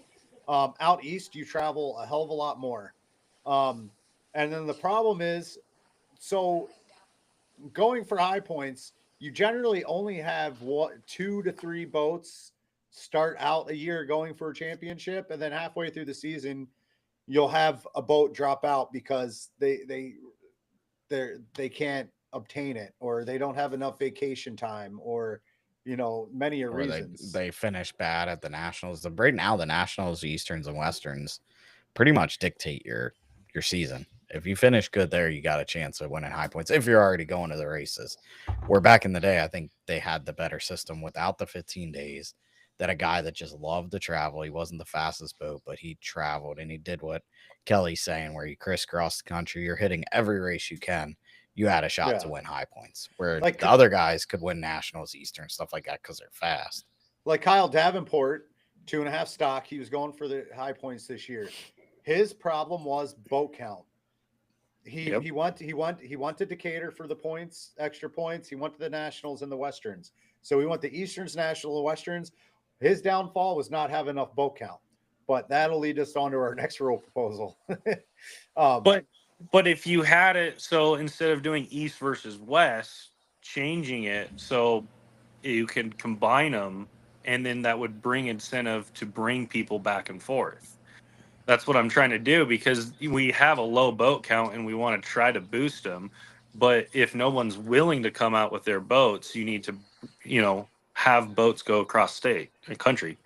So go just go to the grocery store and find a guy in his mid-20s, mid-30s and say, hey, if I could get you into boat racing and you wanted to go for a championship, what happens if I said you could go within a 8-10 hour driving radius for a championship? Would you do that? Or would you say you would rather race for one where you have to go to the East Coast for 2 times a year, but still race 10 weekends out here and then 2 races out east? I guarantee you 9 times out of 10, you will attract more people who can go in a 10-hour radius versus having to cross the country to win a championship. Well, I get that, but I'm trying to, I guess I'm not wording it correctly. High points is high points, but instead of saying champion versus champion, west versus east, make it so you're combining the country and bringing APBA in as a one, an entire class in as one. I mean, you can label it something else. So like it is now, where it's a national high points, but what you're saying is we basically need to get it to where we crisscross the country more, or as much as like Wally Johnson, people like that used to do. But Bartels, Bryce, for his first year when he ran, he went all the way to Lakeland so he could try to get it. I know Lim every once in a while will do it. So, we got people that go across. Weymouth does it every once in a while. Right. So, I think it needs to be for sustainability and to build the sport on each side of the country. I think you need to have mega events that people want to travel to. Say out west with say just for shits and giggles, if Inboard was on at Seattle, a lot of East Coast boats would probably want to go there, or East Coast boats that want to set a record have to go to Yum. So you have those things that draw them, not the chasing points, because the chasing points just takes out 90% of the people that can't afford it. And there's a very few that can, like you've talked about, going back and forth. Like Doug Martin used to go out there from out east. A lot of people used to do it, but it's kind of just fizzled out. And I think HRL is part of that, because most of the people that used to travel out west now race in HRL, and that's our circuit that we race in. Yeah, for your average worker to hook his boat up to his truck, say from out in Maryland to go out to Washington, you're going to have 8 days of vacation right there to driving there and driving back. Unless you're Timmy Collins, it can do it in like 2.5 days, which is absolutely insane. But generally 4 days there, 4 days back, that's 8 days of vacation. Your average person has 2 to 3 weeks of vacation. So in one weekend, you burned up half your vacation to go boat racing. What if you did 3 major races, kind of like GPA was doing for class, and you had 3 mega events, and then put a trophy and a grand prize to it? Instead of doing East versus West, I'm just trying to prevent the divide between the two and try to combine them as much as possible. So, I want to bring Tasting and Racing back, a 3-day event with double points. And then everyone gets paid out just to show up. Your trailer fees, all your fees are paid for, and you get heat money. And we have in the works, $100,000 sponsors to make this work. We're just trying to get the state park on, track. So if you did something like that, you did something like that in East Coast, and you pick somewhere in the middle and had 3 major events and a grand prize for each class. That, I Well, think that could work. I mean, just yeah. like GP Challenge, if you got Yeah. mega events to do it, like a Decatur in the middle, and then find one on the east, I think it could work. But I think just right now where the sport's at, I know you're saying it's going to create a divide, but I actually think it's going to benefit both sides. Like the Cars Tour that just started that Dale Jr. owns, they did this East-West thing, and then they have the shootout, and that's just because the feasibility for those teams, they can't go back and forth from Florence out to Everett Speedway and things like that. So now you have 2 series that work together, but they're all marketed under the same umbrella. But now they also can have East Coast sponsors that are based in Philadelphia or West Coast sponsors that are based in Seattle, that they don't see a dilution of value. Like if you take APBA on board right now and you go to a sponsor and say, hey, we want a national sponsor. And they're like, okay, how many events you have? About 30. Where are they? And you show them this huge map and they're like, well, we're only based here on this map. Mhm. So I'm paying for 2 events in my region and I'm paying 38 other events for what? Like, then this should only cost me $2,000, not $100,000. That's kind of the point that we're really focused on more than anything is the marketability of it. And another thing I like to point out, look at boat count attendance across the whole country. Even if we do it how you want to do it, what is going to bring your Region 10 boats out to more races in Region 10? There's a lot of 2.5 stocks out in Region 10, but Kyle Davenport running for championship could barely get 3 boats to make points in a heat. So that's what we think. If we can split the country, I mean, not hating the West, not anything, but if we could split the country, that would give opportunity for teams to say, hey, we can go to these races right here to win a championship versus the whole United States. And we don't have to travel so far. We don't have to waste so many vacation hours. We don't have to spend so much time from home. We can race close for a championship. We can go to sponsors that would most likely want to sponsor us because we're racing for a championship in this region that their market is in versus they don't have a market out in Ohio. Right. So, I mean, it's just a different way of looking at it. Now, I know, old school mentality. Yeah, it would be nice just to keep everything the same. Everyone all is big one family, but I really think we need to try to go another direction because what we're doing right now isn't working. Yeah, we had 1-350 travel across the country from Michigan 2 times out west. You have Jim Checkler and Tim Collins, who are from Michigan, but they're sponsors out west, so their boats raced out west. So that's the prime example. They're sponsors out west, so that's why they raced out west all summer. They hardly raced out east, and so that goes to show what we're trying to say. Their sponsors located there, so they couldn't even come race here all the time like they normally would. Yeah. So one other point before we go back to you, Kelly, is that I know you can't just split it and be like, all right, people are going to come race. It's a thought. We believe it would work. But I think if you take it a step further and do what HRL does, we pay 1 entry fee for the year, and that gets you into every race that you go to. I think if you could lock racers in the beginning of the year and say, he didn't like what we had to say. Yeah, no, he's probably connection issue. But if you do the HRL thing and you lock people in, you say, hey, $800 a year, you can go to these races. You don't have to pay an entry fee all year, but you are committed to these races. Would that up the commitment to these races? I mean, obviously it works in HRL. I mean, nobody's going to rebuttal because I think he dropped out. Right. We'll see if he hops back on. Grindel, I guess you're next up if you can figure it out. Oh, yes. Come on, Mike.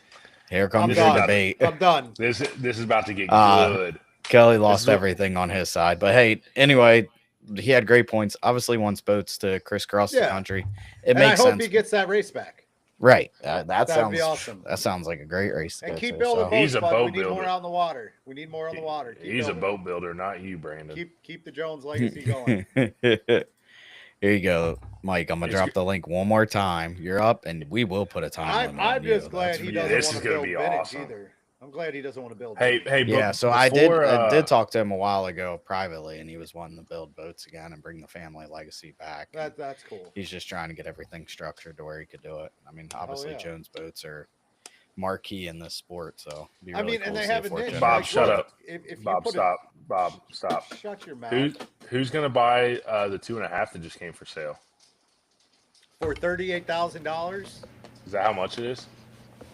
21 for boat and trailer, 17 or 18 for engine. So the 21 doesn't include everything?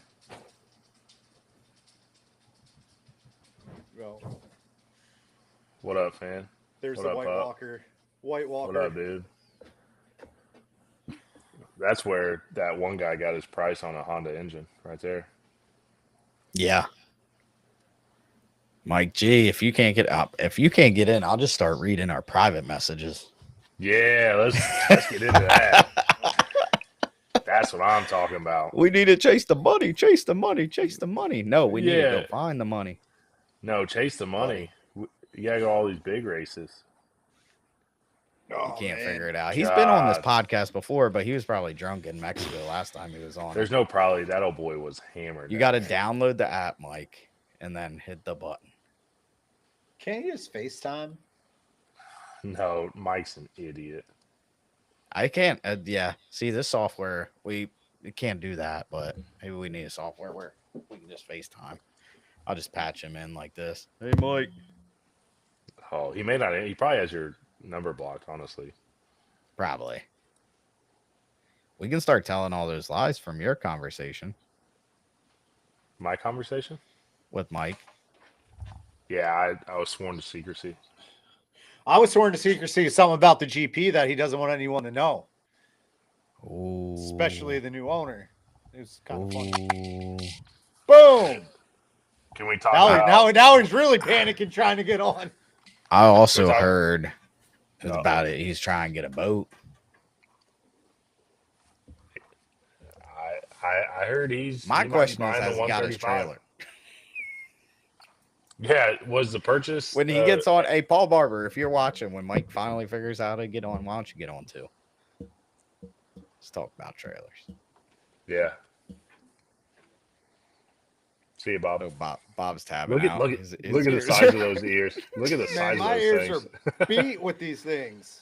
Hey, so And while this we're is still like a waiting on $100 Grindel, set, too. I just want to say if you guys need your home improvement stuff done, you can hire Bob. He does really good work. Oh, Jesus. It was an anomaly what happened. Not all his Yeah, me- fault, but I just You mean like to my give wife pregnant? I can't even say it. he did really good work. He's gonna come down and fix it, even though he doesn't have to. So I just want everybody to know. What are you wearing? A category 10 shirt? Is that like a Yeah. Region 10 shirt? No, category 10. Honky Tonk. It's from Nashville. Oh, I figured thinking we it was in like here for a hurricane tonight, so I thought it was It's, like a Region 10 shirt. nah, it's Luke Combs Bar in Nashville. Gradell, we can't help you. Try a Yeah, computer or Bob. something. Like Hold on. delete the app, re-download it. Something we can't help right now. But Brian Richards is asking what we think the GP35 could do at Lake of the Ozarks. He's been talking Patty about just doing the called me an shootout. ass. Won't even. Don't want to run on a mile 2/3. But see, like it's not that I forget what we talked about, that it's not a kilo. Like, you don't have to enter the traps at a certain speed and exit. It's like you hit the traps and then you could take off. I'm You know like, I what? could do that. I think. You know what? I think I could hit at least Let- 165. Let Brandon talk around and let me borrow an engine. I'll put it in Brian's GP 32. The 32. And go through the traps. Yeah, I I'll think go the through the 32 traps is the with the perfect boat 32. for that. Yeah. I mean, it's never been on the water. We have no clue what the attitude is, but Hey, you can't figure this out, bub?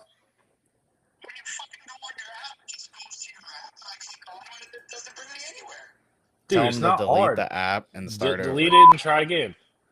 Did it just beep it? Yeah, delete the app and try again. We have to have you on here. This is what we're here for. I think now's Where time for are our you? meeting Warning! again. The following program is a collection of race junkies, couch commentators, and prop spinning maniacs talking Where are you? about hydroplane racing and whatever else comes to mind. Yeah, you got any lot lizards out Do we there? still have people watching? Yeah, we got a lot. Attaboy. 35. Grendel's not coming on. God dang it.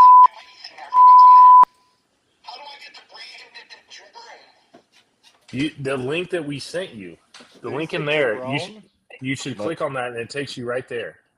Let's see if I can text it to him. Jeez, we should not be overly complicated about this, folks. Brandon's gonna text it to you. It brings me to studios, and that says no studios. Invite others, start recording.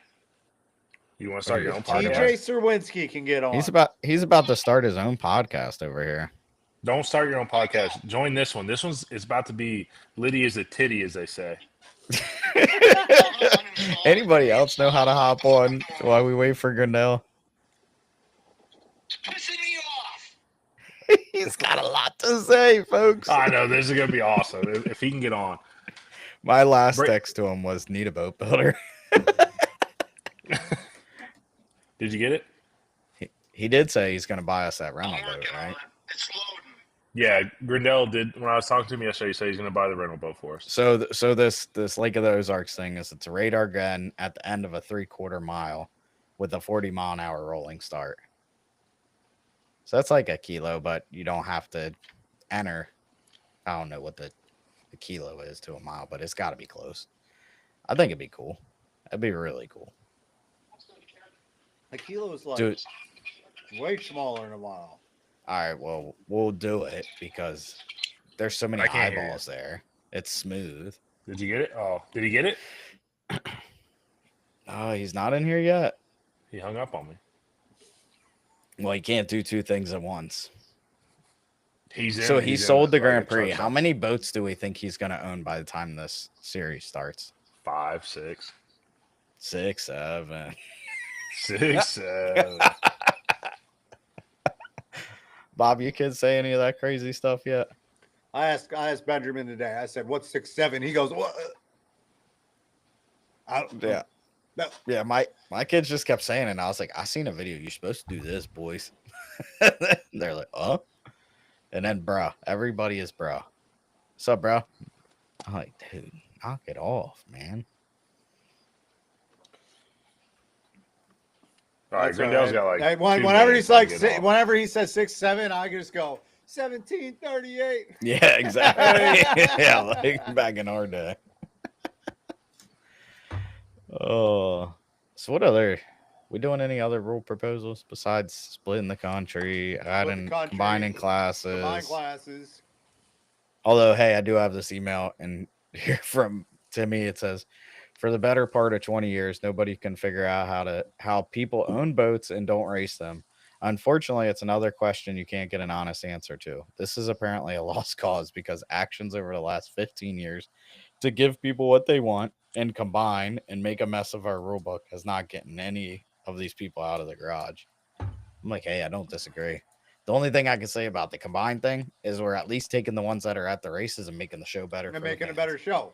And if we're I taking mean- two heats and putting them in the one, now we can run another set of qualifiers and get these people more seat time or something. Have a little more fun with our toys. Yeah, it's like we're not going out and making $1 million.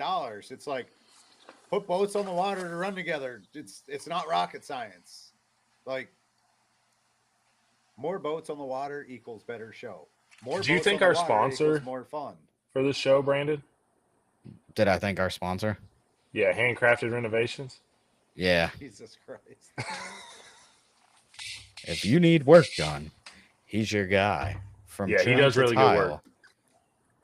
I thought you were. I thought you were. I got this one. I thought we Yo. were going to thank the BOD of APBA for sponsoring us.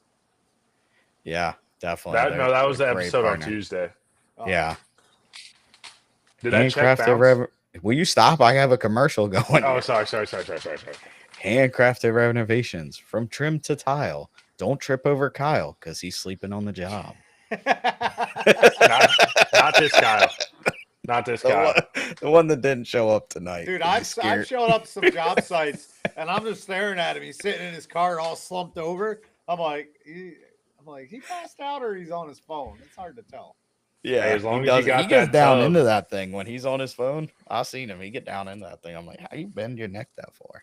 How long did it take you to get that shower from Home Depot the other day?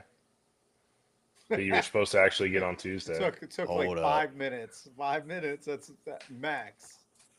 Brandon, you see that? Yeah, buddy. Good boy. Is it Mike? Let's go. Be Mike. Be Mike. Oh, Yes. there he is. What's up, loser? What's up, idiot? Nice, guys. Really nice. Let me get. That I heard beef all that fucking shit going. you were talking about me, Bobby. Trust me. What'd he say? He Piece heard of all that shit. shit. You better just keep. All right, so I got to start off real. I didn't listen to everything because we had a board call, so I had to deal with that tonight. Okay, time That out. stuff Time should be out. on live Time on out. Chasing Time out. Tails.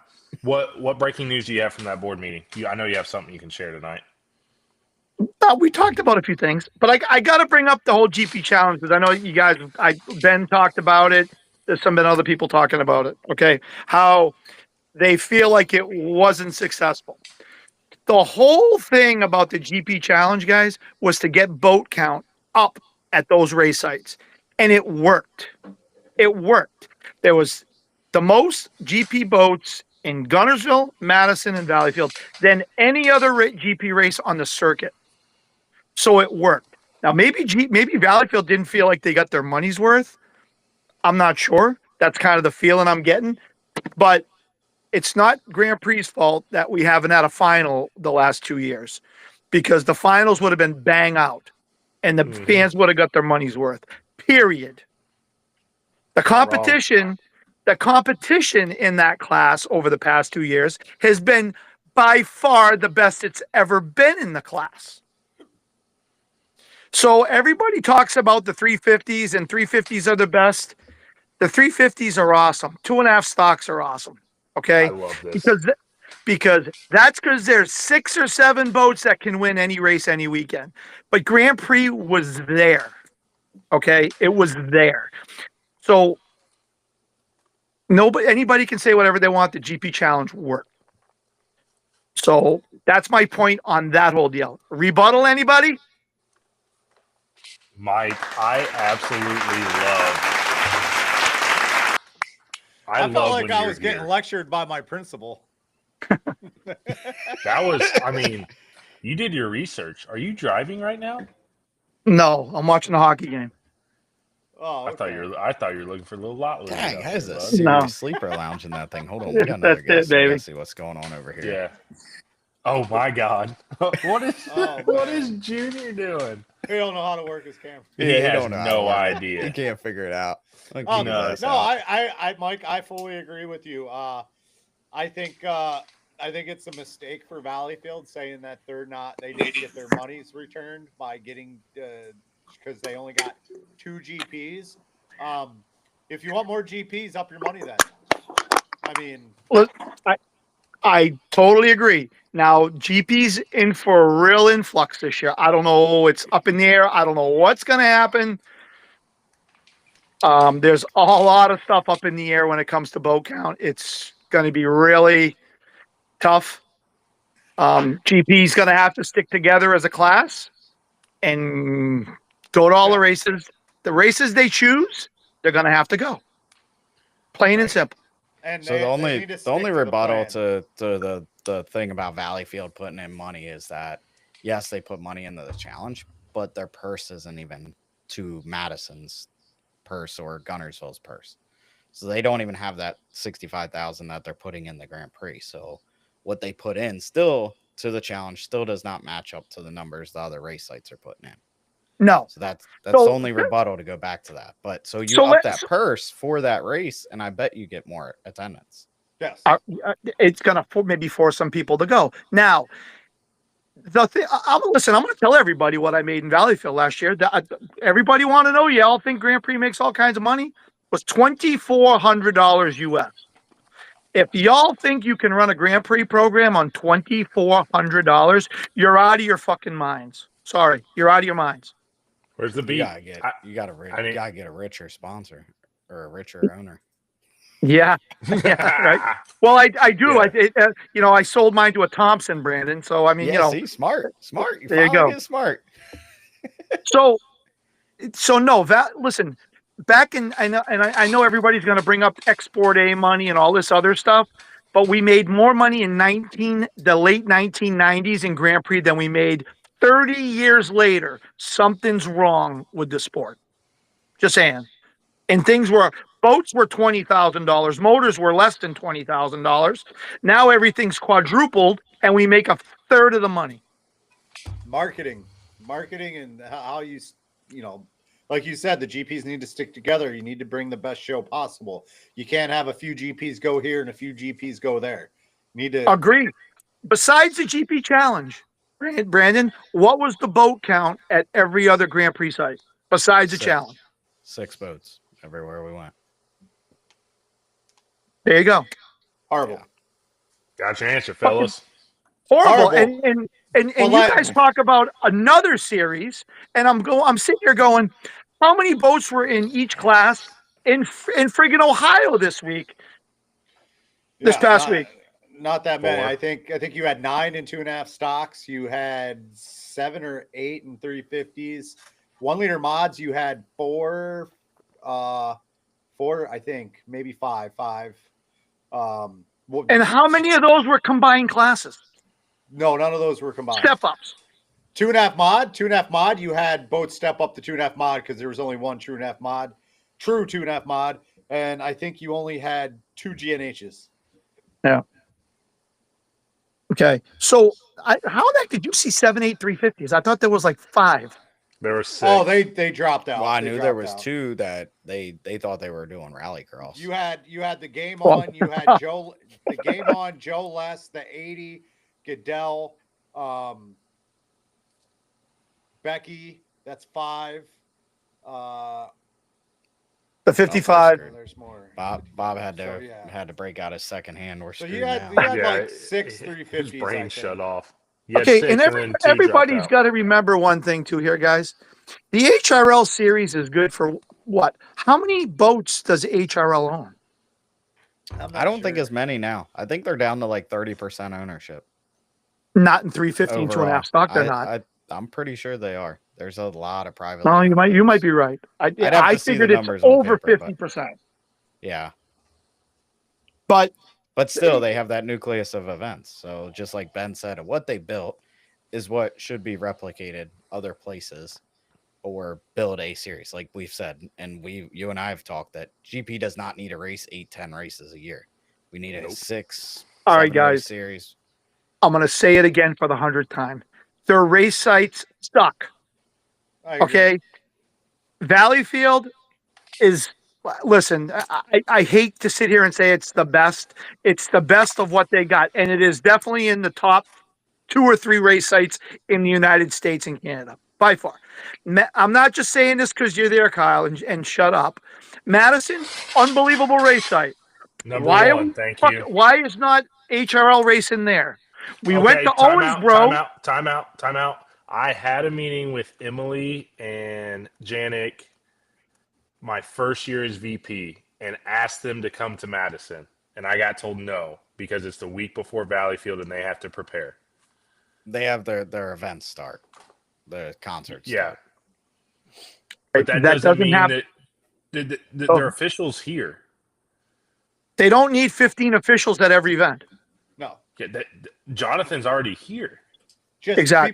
people need to bring their boats. That's it. You don't need the cranes. You don't need their pit It would be people. nice to have their cranes and I mean, It would be I nice to don't. have I their hate cranes. talking about. I really hate talking bad about sites because, Brockville does an amazing job with what they got and the water conditions they got. Sorel's a great group, obviously, but the water is horrible. Yeah. I mean, the amount of boats that have gotten in accidents and, obviously Bert got hurt. And I mean, they got to find better sites, guys. They have all this money invested. They got to find better sites. How come there hasn't been a new race site that's popped up in that HRL has had in how many years? Yeah. What was their last race site they brought on? All the races are, I think, their original Well, races besides Sorel. Sorel. But do away with that race. Do It's away kind of with like it. looking at APBA, the position Dana Potts is in, where he's trying to go to town. So you have the numbers, you have all these things that these events can bring. Find a town, find someone that would be like, hell yeah, I want to go into that. Like, you have everything you need within that series to be like, this is what we're bringing. We got all these boats, they're committed. We got this many fans that are probably going to travel. Like, they have the power. Just need somebody to go do it. It doesn't have to be within a 4-hour ride, guys. And we don't need, I mean, they're down to what, 5-6 race sites? That's enough. But Yep. who says we can't travel a little bit more? I know, Bobby, you brought up vacation time. I Yeah. get it.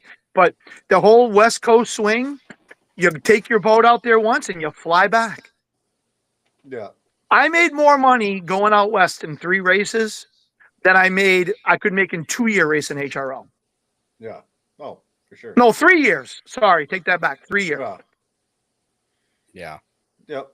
And okay, you're going to Tri-Cities. There's 50, 60,000 people. You go to Seattle. There's, I don't know, whatever the number is. It's pretty damn good. So there's 20,000 people, we'll say, for argument's sake. You go to San Diego. There's 50,000 people. You know, those are race sites that actually put up the money and pay for you to go. GP is a little different. I'm talking like your 2.5 stock 350s traveling back and forth. Well, That's There's different. talk about that whole Pro Light thing coming back, and the Pro Lights getting together and following the Unlimiteds and going and going racing. There's a group, I think, of 5 guys that have committed right now. They're trying to get at least 8 to 10. Yeah. What's wrong with that? Grandel's going to buy a 350 and add Yep. it to the Pro Lights. He already bought a Breaking news. 350. That's what he told me yesterday on the phone. Well, you didn't see the Brand new Burr you Henderson. didn't see the stickers on it. The heck! Hey, it wasn't. There was no stickers on it in Caesar's Creek. I told him to take them off so my wife wouldn't see it. Oh, come on. She now already you're just a questioned. She bad already influence, questioned me on guys. But Yeah, I mean, you need to figure out how to get the guys to do that though. They won't give Yeah. up on their core group that's out here, and it's hard to figure that out. And that's why, like I've said, the coast each coast needs to build to at least 8 Grand Prix on their respective coast. That way you have an 8 guaranteed to go to, say, Madison Valleyfield. You have an 8 guaranteed to go to San Diego, Tri-City, Seattle. And then if there's intermingling, even better. Then you're going to wind up with a San Diego pretty easily. that I don't disagree with you, Brandon. I'm okay with that. But you don't need some guys who want to travel should be able to go. Yeah. You know, like the Ed Thompsons of the world. Maybe Ed can twist Ron's arm and drag him out there next year. Who knows? There's no reason not to go out there. The water conditions are fucking amazing. You're not racing in an ocean like we normally race here. Amazing. Yes, amazing. Like a sheet of ice, amazing. Yeah. Listen, all the kids are in bed Hey, right now. It's all past I 10 can o'clock. say, oh yeah, we got warnings for that now. We've gotten too much Yeah, chastising about. you're gonna get lying us and shut stuff without down. warnings. They're already Oops, trying oops. to shut Chasing Tails down. Not Yeah. Facebook All right, or I'll anybody clean like it up. that. No, it's not No. Facebook. clean it up. Facebook It's not. or No, it's not you. it's- It's me. They want me shut down. They want Bobby done because he's not a member. Um, But yeah, I mean, it needs to happen. People need to start doing things like that. I know Brody was talking about changing Tonawanda's date to get off Seattle because that benefits him in other ways. Because then Andrew could come race Tonawanda in front of the hometown Right. fans and stuff like that. I mean, So I had conversations hopefully with all a that race gets site. done. I had a conversations with a race site today. You want breaking news? Breaking news. I had conversations with a race site today about bringing Grand Prix there to replace the Gunnersville event, and had really good conversations today. And it's a very good possibility What's his name? Sean Bowser. for multiple reasons. What's that? What's his name? Sean Bowser.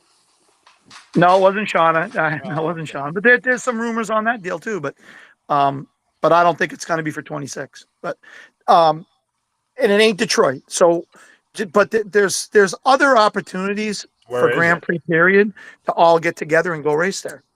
Right. Where's that? But Would the West Coast races ever go to a mile and a quarter? Because I feel oh like that God, would just- Brandon, all those guys you know that we've went to had this San Diego, conversation, dude. they didn't like it. They don't want to really go back because a mile and 2/3. You can't go and see. You can't do it in San Diego because of the island. Period. Well, Now- let's dig the island out. So Get rid of it. how fair is it? Listen, it's not those guys out west have heavier boats than we do. Okay. Dude, no. You're not So- going on this rant with me. Yes, you I beat 'em am. by 12 miles per hour. 12 miles per hour. It doesn't matter what size course. These boats that have hit that level because the Luptons made us go up to that level and fucking wring our stuff out are still going to be fast. I don't care what course. Okay. You can go to a 2-mile course. Listen, San Diego. There's something about San Diego my boat really likes. Well, I can't tell you what it is. It is what it is. But I did not win out west at all. I broke a propeller. I didn't win. I think Brian won, right? No, or Hop won. I forget who won Tri-Cities. And then in Seattle, Brian won because Wait, you didn't win. But I think a that would have race, happened on a mile and a But quarter. you sold your boat for how much? And you didn't win a race this year out there? I won San Diego. You are And we the were best, done- you are the He's the best king. car salesman out there. He's the king of San Diego. I guys. can't say nothing about the East Coast. Listen, nobody wanted to beat Brandon more than us. Do you understand? And Ken Lupton and Huey Newport. But when you don't have a final in Gunnersville, Madison, or Valleyfield, it's kind of hard to beat them. And if we were going to do it, this was going to be our year. So Nah, I you mean, it you didn't stand a happen. chance. Yeah, just go to sleep tonight in your little hauler knowing you didn't Listen, stand I'll a take my chance to beat the chances. 35. Listen, we were in lane 2, and it was the lane to be in, and I think we had a really good shot. So that's all I'm Did going you to say have that about it. canard turned up even more? Jeff so was going to your jump boy the could gun. keep it. I've been in we- that we- position before. They always jump the gun in lane 2. Yeah, well, maybe, but I think I mean, listen, Jeff wanted to win that race as well more than anything. You know, I mean, and now it ain't going to happen with my boat right now. But I think we're in very good position there. I think we had lane 2 again I think we had lane 2 in Madison as well. So You would have got your ass beat in Madison too. Jesus Christ. oh Jesus Christ! But yeah, no, I mean, We very well might have. I you don't would have. think the course size makes a big difference, except for attrition. I think it really hurts attrition. Brandon, we don't run any friggin' more RPM there than we You've do blown- in blown up- Madison, or you we do. do in. No, we do. Your propeller turned more RPMs, and you blew apart a propeller, and you blew apart a is true. shaft. That is true. Yeah. Listen, that, it doesn't. Mike. We don't. We spin our 8,000 RPM. That's what it At is. the engine, but that prop's turning 10. That's right. So But that's why the we prop spin breaks. 8,000. We spin Which eventually 8,000 will hurt the in engine. Valleyfield. We spin But only 8,000 in But Valleyfield. only for a short period of time Short during period that of time. straight A. That straightaway. Straight Okay. away. Mile 2/3, you were zinging that You prop for a think- lot longer. When is this isn't unlimited, okay? When is the last time, Easy. Brandon, I'll put you in there because you drive a Grand Prix. When is the last time you've had your foot to the floor the whole freaking way down the stradio without lifting? Time trials in Valleyfield. Okay, that's it. Right, that's it. Now, in a race, you ain't doing it. So that argument's mute. You're not sitting there at 8,000 the whole way down the straightaway. You don't. You lift, you get On out those front, you smooth back off. courses- On those smooth courses, I guarantee I'd be wide open the whole time. You're not. Would your You're canard not. look like this? Probably, because I'm Yeah. gonna blow over most likely. I'm gonna look like Yeah. Jack.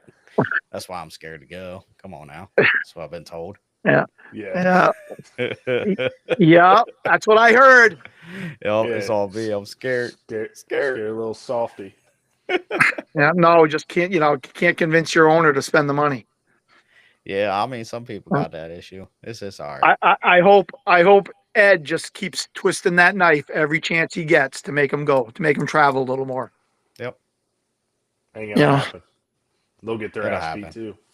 When the U6 goes out there, I'm sure the GP35 will follow. Well, good luck on that. I hope you all do. So that's a whole other conversation for another that unlimited conversation. That's a whole other conversation for another So day.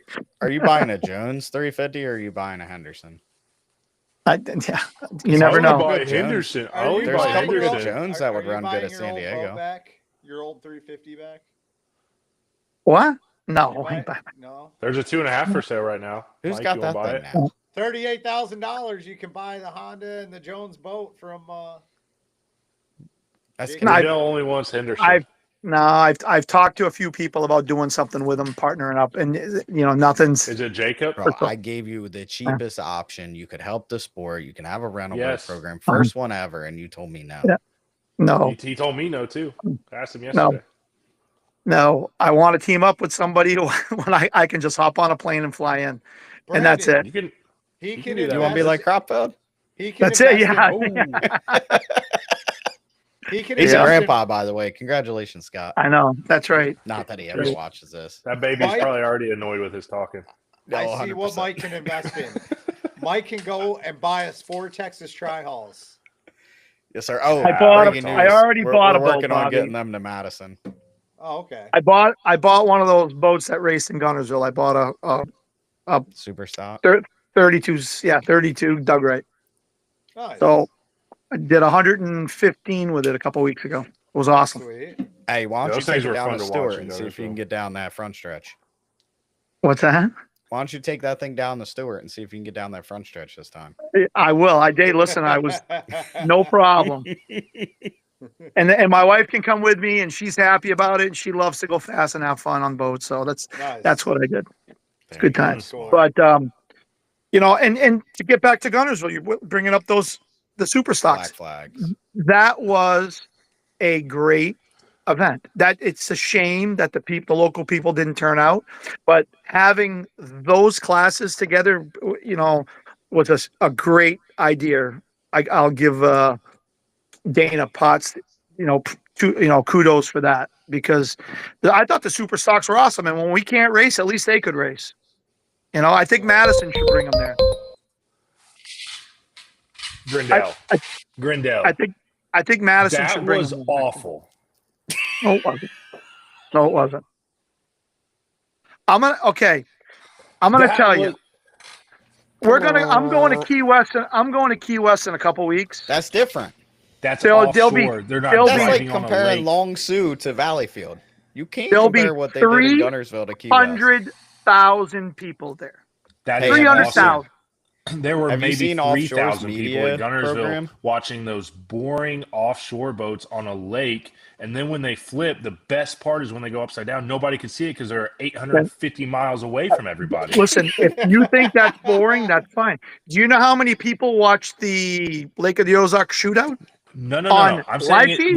we are talking Look up the Okay. numbers. Lake of the Look Ozark up the shootout. numbers. That's completely different than racing on a lake in Gunnersville on a 5-mile course that is nowhere close to any fans. Completely different.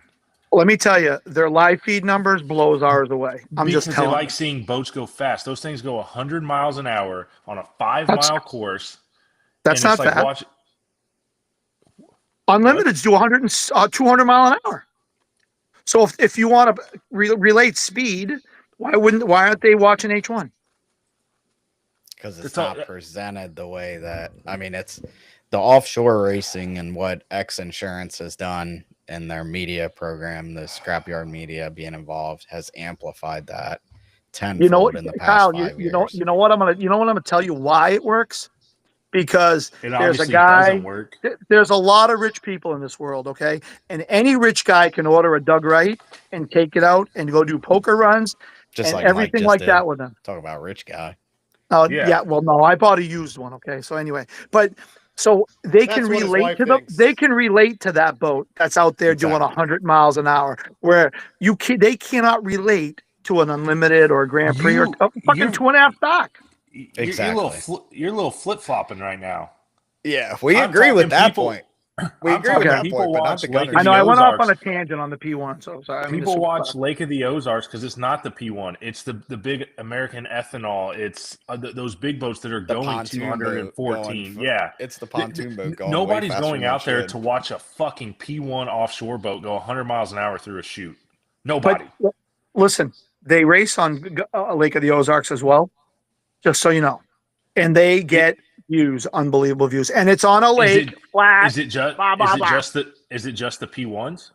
No, it's Super all the stocks. cla- Exactly. It's all Whatever it's the all hell the they classes from super stock to 24 foot. Exactly. Beetles. Because They people are wanna cool see on them go rivers. Fast. They are those boats are cool in Key West and Clearwater and St. Pete when they're out in the ocean and they're freaking jumping and doing all crazy stuff. Yep. That's, Are they but are they Gunnersville cool on a wasn't lake? the spot for them. Thank you. Listen, how many blew over in Gunnersville? How many people Obviously, saw that it? just says people Three. can't drive. 3. So How many that's people just saw it? 3. How many people saw the And they two were still trying to offshore put us out for blowovers? that final. How many Anyway, people that's- saw the offshores blow over? How many? Depends None, 'cause on it how was many people. 755 miles away. Nobody even knew. Oh, Jesus. It's a race site of the year. God, I got a So headache. Brian Richards was trying to get on. I gave him the link. I don't know. Oh, So I'm about to are we pass taking? out. We're taking Grand Prix to Ozarks so we can get. We're about to kick Yeah. Dale out of No, here. Brian's talking about it. He's dead serious about it. I He's how many planning. He's viewers- talking about You know getting how a many 32 viewers Lake of the and running it Ozarks and get? running it on the shootout. He's dead serious. If he's on, bring him on. He's dead serious about doing it. Yep. Do you know how many At least views at Lake the of Ozarks, the you Ozarks don't, has? you don't jump the gun. That is true. Hey, you can go over 40 mile an hour on the entrance, and if you do, Oh. you're just fine. Oh, that's true. Dumbass. Oh That's dang, true. that'd be hard. Man. But So would I anyway, put my tall gears or my short gears? I'd run there a you go. Honda. You're gonna blow it over. It's 3/4 of a mile straightaway, Brandon. I mean, you're afraid to go Damn half right. a mile straightaway. Damn right. You see how light my boat gets on Valleyfield? I ain't do. set up Smarter, for that. We You just, put your Bernard wing on, you should we be just fine. beef up that strut. Yeah, we got lots of adjustments we can make. We just choose. There not you to. go. There you go. Dale, I- you let's made get me off about that. pass out. I I mean, gotta set it up for a mile and 2/3. All right, let's cut apart now. We'll do it. what are you thinking? What's GP gonna do this year, Brandon? I think you're gonna wind up seeing a lot of loyalty to HRL, except for a couple races, and I think you might convince one team from out east to go travel out west this year. Unfortunately, I just think people are burnt out at the wrong time. There is so much traction in Grand Prix. The marketability of it's good. We're starting to finally build a brand around Grand Prix, and it seems like a lot of these teams are a little burnt out and just want to stay in their nucleus of race sites. So if that's what they end up doing, and Ed Thompson, Roger, we'll just say Brian, don't go racing in the HRL circuit. How many boats you got? I know what the answer is. Count them. 6. That's it. If they go to every race, but you know that's not going to happen. Yeah, it's a big if. So Valleyfield has, at this point, I think some of those race sites would be happy with 6, which is not good, obviously, in my mind. But whatever they got to do, Valleyfield's got to do whatever they got to do to get to 10. 12. Absolutely. And just like Madison will have to do the same thing. Kyle will be on the phone begging and borrowing and stealing. Yeah, I mean, they need to. I mean, with Huey not doing all the races, Brody not doing all the races, that really only leaves the 3 of you guys. It leaves the 35, the 212, and the 757. And Ken's not doing them all either.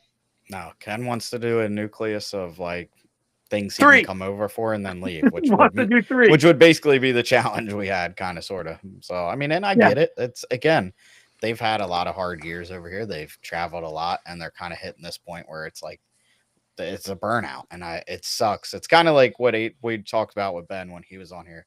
HRL finally, their series structure and their marketability finally got to that point where we could go chase sponsors on the digital value versus the race site value.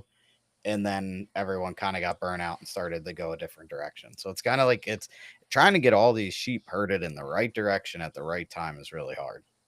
So I talked to Bert today about going to Brockville Grand Prix. About a new boat. We got it. No, not about a new boat. About Grand Prix and having Brockville take the Gunnersville place. So we would do Brockville, Madison, Valleyfield, the 3 East Coast races for GPA. Yep. Very interested in doing it. There's a lot of pluses to that. You get the guys to come west once. You get Ken Lupton excited because now he's going to have more competition to race against 3 weeks back to back, which he loves to do. He'll come over here, do his 3 races, and go home.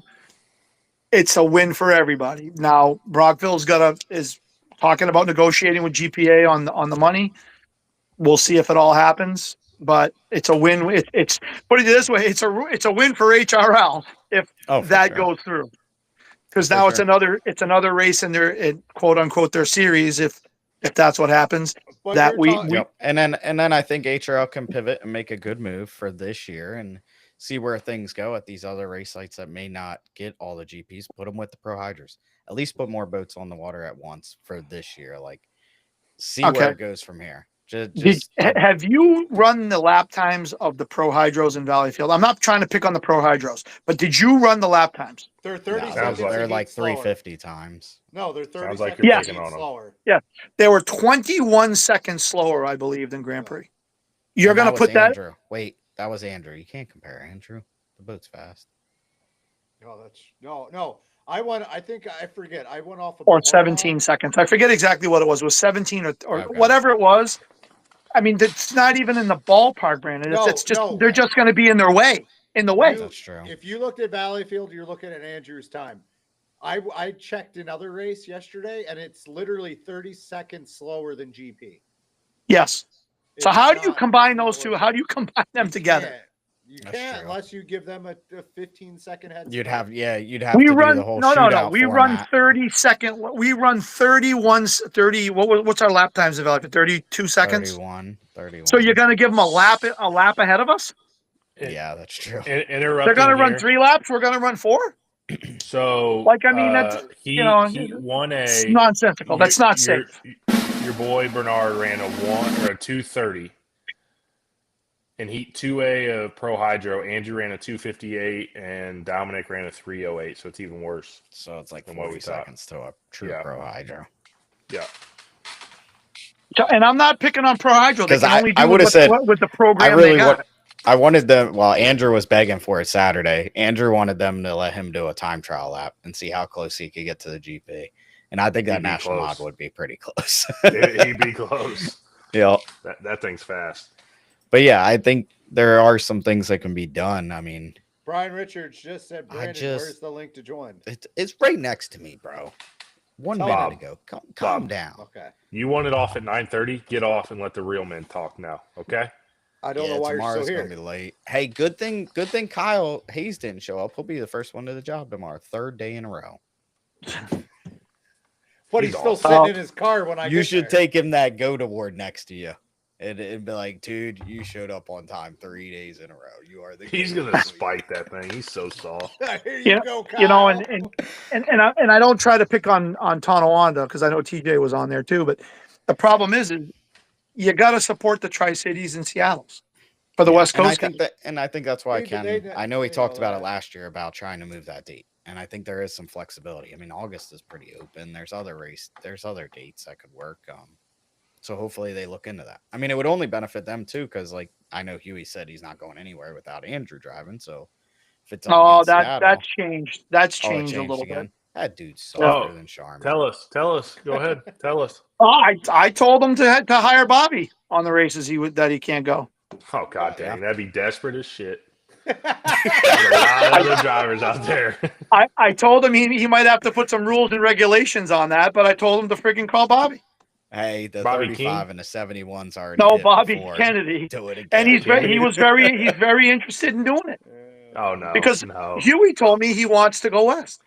I'll Yeah. call Huey. That'll get changed. Yeah, I'll call him. He's 3 hours behind right now. I'm just gonna Yeah, I'm see- just gonna send him a shirt, a Bobby shirt. TJ said See the that, water's Bobby? I don't also even own a better boat if we get anymore, and off I'm that still date. trying to push your name out there. See So- that? So what I think Oh, needs to what a happen guy. is I appreciate it. we need to move. TJ said the water's better if they get off that date. So maybe July would be better for Tonawanda, and we'll move Madison to September so it can be back to back with Detroit. Yeah, I wouldn't hold your breath on Detroit, dude. Hey, at least It would just would it be benefit cooler them. in Madison in September? Because whew, The water is definitely better. Yeah, Mark Weber's got all the answers. He'll chime Listen, in there's in a nothing second. wrong with the water in Madison is great in July. Leave it alone. Dude, I don't know what it was last year, but it was pretty rough. But it was okay. It's still raceable. Jack's like, that's the roughest shit I've ever been in. I'm like, I don't know what you're saying, man. I can't. Oh, really? understand you. Come on. Yeah. Really? Did he not go to Sorrel or Brockville or Tonawanda on every no weekend? way Yeah. that was the roughest water he's ever raced in. It was pretty lumpy, but it don't compare to Sorrel. That's what what I'm people don't saying. understand that watch the show and talk other things is Tonawanda, Brockville, Madison, all these rough race courses. You know it's rough. It's consistent. You know the rough areas. Sorel is huge swells. So when you're coming down the backstretch cooking in a GP, like you're all of a sudden off the water and you can't visually see that swell. And then you get to turn 2 with 5 boats in the final, and it's going to be you're going to just destroy things down there unless things change. Yep. Well, I don't know. Somebody told me they might have another site or something. I don't know if that's true or not, but further up the river or something. But listen, anytime you race on the St. Lawrence River, it's a roll of the dice. Yeah, where did they test the game? Where did they test the game on the new one? Because that was a beautiful site. It's perfect. That was Beauharnois, dude. By the way, that's Beauharnois.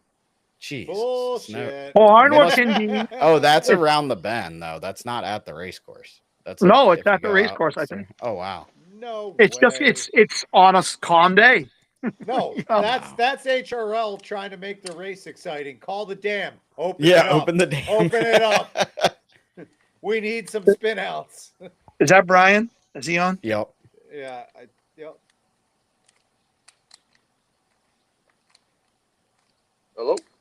Hey, Rod. Rod. Bud. Hey, how you guys doing? Good. Good. All right. Did I do anything to offend GPA, Brian? No, absolutely not. Absolutely not. Or Mike's our Grand Prix period. Mike's our spokesperson. Absolutely. So. I mean, I don't know, Brandon. What do you think about this? Is first you've heard of it, obviously. What do you think about running Brockville? I think it's a Brockville, good idea. Brockville, Madison, Valleyfield. So are you talking about that for like a GP challenge, or just Well, as GPA points listen, races? I don't care if HRL doesn't put money in the challenge, as long as they take that money and put it to Valleyfield. Yep. It's fine. I agree. Okay, but It'll they sort got to itself come up. out. Valleyfield needs to come up. Listen, there's a race promoter on the line right here. You can't go to these other races and demand this amount of money, but then go to that man right there and say, hey, we're not going if we're not getting this amount. Okay, so they got to step up to the plate like the city of Madison does every year, or like Gunnersville does, or Tri-Cities, or San Diego, or Seattle. They can't Like- say that, they can't tell us. They Well, and don't I have think the that's money. you're kind of seeing that with a place like Brockville. You think about when Brockville first came around, they probably had a $20,000 budget to put that race on, and now that Yeah. race is a $300,000 budget race. So it's But growing. Brandon, it's in why? the right direction. Why? 'Cause It's they not put just a boat concerts. race anymore. Right. It's an event. Exactly. Exactly. Every race should be in a festival. And I mean, even Tanner Faust the other night, he said that's what's cool about these. Like for one, they've been around for a long time. You kind of shut these cities down. Everyone's there for the race, but it's a festival. It's not just an event. It's everything. Yeah. I mean, Brian, you're on the phone. Can you imagine Tri-Cities doing a concert after the race on Saturday? The amount of people they have there, you just take that friggin' 50,000 people, move them over, 500 feet and have a band playing in a beer garden? It'd be crazy. They have a massive amount of people that come. This is their highlight of the year. Their one event of the year. They have the park, they got the room, they got everything to do it. They could triple their money. Yes. I would think. Right, Kyle? How has bringing bigger artists and things like that it's made unbelievable. Regatta more money? I don't like saying this out loud because some people like to twist my words and then say stuff in the public here, but the boat race wouldn't be where it's at without the music. I'm not saying the boat race would be gone, but it wouldn't be where it's at where we could have 5-6 classes of boats. We have a pretty big announcement coming out here in a couple weeks, and none of that would be possible without the music side of it. It's funny to hear Brockville's budget's only $300,000, or that's your guess, because ours is like 1.1 or 1.2 million for our event. It's crazy the money it takes. That includes the music side as well, but it's expensive to put one of these on. I saw TJ's comment of Tonawanda doesn't have the money to barely put on the boat race. Well, if you add something else to it, you'll make more money. Listen, Tonawanda has the perfect opportunity. There's already a stage there. They have concerts already on Thursday night. So what's the big deal about getting a hold of that promoter? They already have a permit for a beer garden. I understand why they don't want to do it, probably because they don't have the people to do it or man it, or Right. Right. but if the race is going to survive and be more successful or get more classes or more boats to pay to get more boats, you got to raise more revenue. It's just the days of a standalone boat race, dude, are Gone. very hard to do. Yep. I agree. I agree with that. You know, the long-term goal should be that the racing pays for itself. The long-term goal, and then we'll have people like Madison and the other cities asking us to come, but we pay for. We should have. Our goal as a boat racing, as hydroplane racing, is to have enough outside money to fund what we do, and the race sites will be asking us to come, begging us to come, and until we do, figure out the formula to do that, it's just like shuffling chess pieces on the board in different ways. But right now, it's just the status quo is it's this race site paying a little more this year or a little less this year, and it's we got to find outside revenue that sponsorship, obviously, and until that happens, it's just really hard to make significant changes, in my opinion. And that's where our focus needs to be. And the drag boats just got this incredible deal. I don't know how the hell they pulled that off. Did you see that, Kyle? Yeah, they have investors. I mean, they got somebody that loves it. $340,000 guaranteed prize money at every event. Well, they got an investor that loves it, is dumping a shit ton of money into it. So if I was Daryl Strong, sponsor, in a perfect world, we would not be charging the race sites a dime, and we could bring all our own money. Exactly, and I think we're that's what way IHRA far is away. doing. We're nowhere near that, but that's what we need to continue to strive for. If I'm Daryl Strong, I'm banging on that guy IHRA's door. Banging on his door. Whoa. And going, hey, I got an H1, I got 350s, I got Grand Prix, I got a product you can have. Here you go. Just banging it. Yeah. Yeah, I'm not sure if they would go for it or not, but that's what I say is like when you build a brand like we're trying to build with Grand Prix, is you're building a brand that's now a sellable item. It's not a race site to race site to race site selling sponsorship. It is a brand in itself, and that's what some of these companies are doing. It's, to me, motorsports now needs to pivot and do something unique like some of these other ones are doing and be like an influencer. And you got Cletus McFarland that now controls his own destiny. He's bought a racetrack and all that. Why can't the Grand Prix class or HRL or any of these people become that if you start from social media out? And that's building the content, that's doing interviews, that's getting in the tech things, that's working with your sponsors, like going to Jessel, filming stuff like that, and just being ourselves and showing the family aspect, all that stuff, and then just build it from the inside out. Next thing you know, you're getting consistently 100,000 views on videos and people want to be involved in that. And then they're like, oh, you have events with 60, 70,000 people. That's even better. Now I can do on-site activation versus just the media side of things. But you can't sell Grand Prix alone, though, Brandon. It has to be a package deal with other classes. That's like H1 trying to sell themselves. It's not an easy thing to do. But that's because they're trying to sell it at events. You're trying to sell the event. Well, if you're not worried about that event, that's, in my opinion, is you don't need to be worried about. You obviously got to go racing. You got to get good footage. You got to be side by side with people. But what we do, what we put 98% of the effort into is on that social media platform and building out, not just putting race videos, and it's all that extra stuff, the personalities to it and all that stuff. Like, I still have a beef with H1 that you have Andrew Tate. That's a huge personality. Everyone loves him. Dude's not even on social media. That's a problem. our sport and NASCAR, you don't know what the 9 car is, but you know that it's Chase Elliott. So our sport needs that, and our sport needs to build from that side out, because we've tried it going to the race sites. We have these race sites, 5 race sites with 60,000 fans. It's not helping. Until like Mercury's Coffee was involved with H1, but they didn't get the extra. They got the on-site activation, but they're paying for it. Like we just had a sponsor that we're talking to, that we can't say the name, but they're talking about putting 10,000 into an event, but they're also going to put 10,000 in the activation. And then we're going to put whatever they give us in sponsorship, we're going to put 5,000 back in the marketing into them. So it's all this revolving circle that things are more important than just at the race sites. There's more stuff going on.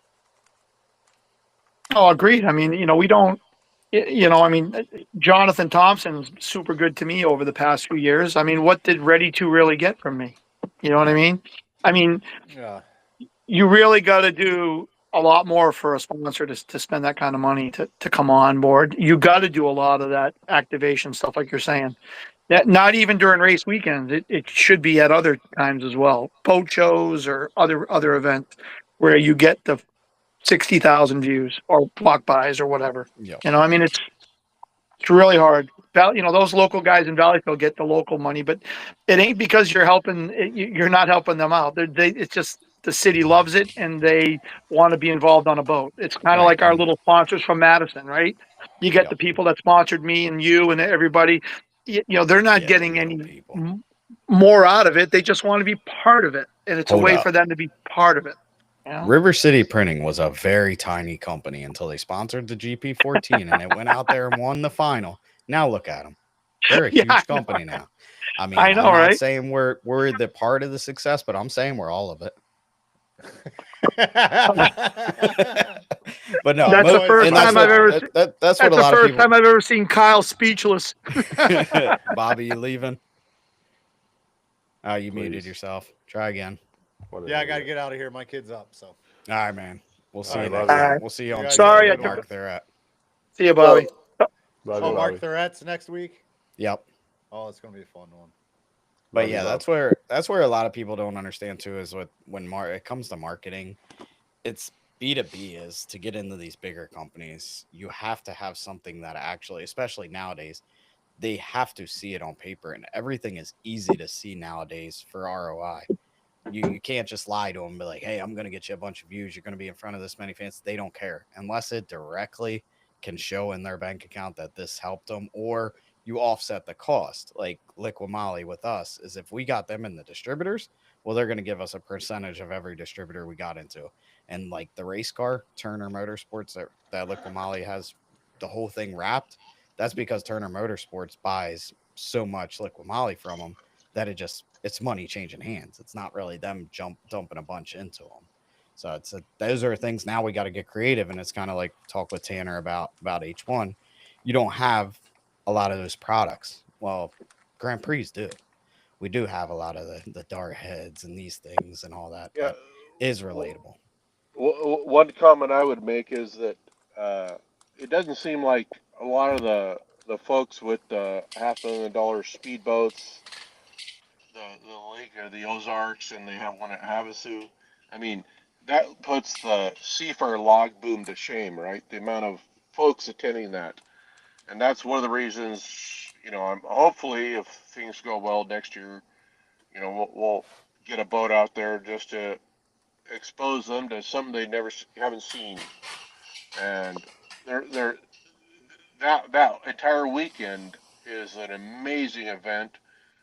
It's when I watched it, it was 10 to 20,000 live spectators on YouTube at any given time, and so we need trying to get more exposure that way, and not just for Grand Prix, but it'll trickle down to the smaller boats as well. But we got to get out of our own little bubble and get out to the rest of the world, because I mean, I think it's so much cooler to see a Grand Prix boat or even a 5 liter or 2.5 race with 4 other boats than go down a 3/4 mile straightaway for 10 seconds. So For sure. those guys, We just got to tap into that. We just got So to get to the super stock deal, I spent a day a couple weeks ago with Sean Torrente and learned a lot about the whole super stock class. Like you understand if you parked next to Billy Allen, did you see the amount of sponsors that he has on his boat? Yeah. So those guys don't even go look for sponsors. Okay.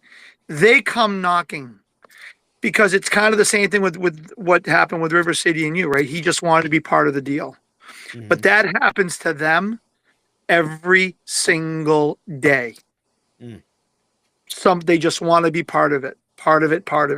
We got to figure out what they're doing right there, and how can we somehow get on that bandwagon? Like, how is it so easy for them to find sponsorship, and why is it so hard for us? Like, what are they doing that we're not doing? Or is Do it we look too intimidating and people think that it costs way too much money?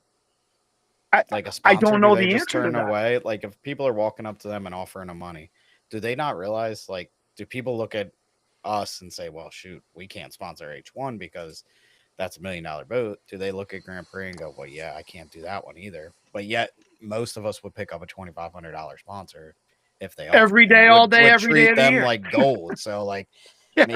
maybe that's again using our platforms of social media. So that we're kinda so cool that could we show. intimidate them. That's I mean, as you're speaking, that's kind of what I'm thinking. Or it's again back to the relatability thing of the offshore boat, but it's not like it's a guy that has an offshore boat sponsoring them. I mean, No, H1 well, has the that's not problem. true either, right? It's not true either. A lot of those guys. Well, H1 I mean, has a problem I was in Sean's. their I was in motors are Sean's not place. relatable. So I was in Sean's warehouse. I mean, his boat. I bet you, without exaggeration, Brandon, he must have 50 sponsors on his boat, like different stickers and like. I mean, it's insane how many people want to put this stuff on those guys' boats. So it's that, and it's again, it's relatable. So All right. I don't know. Well, we need to figure out something.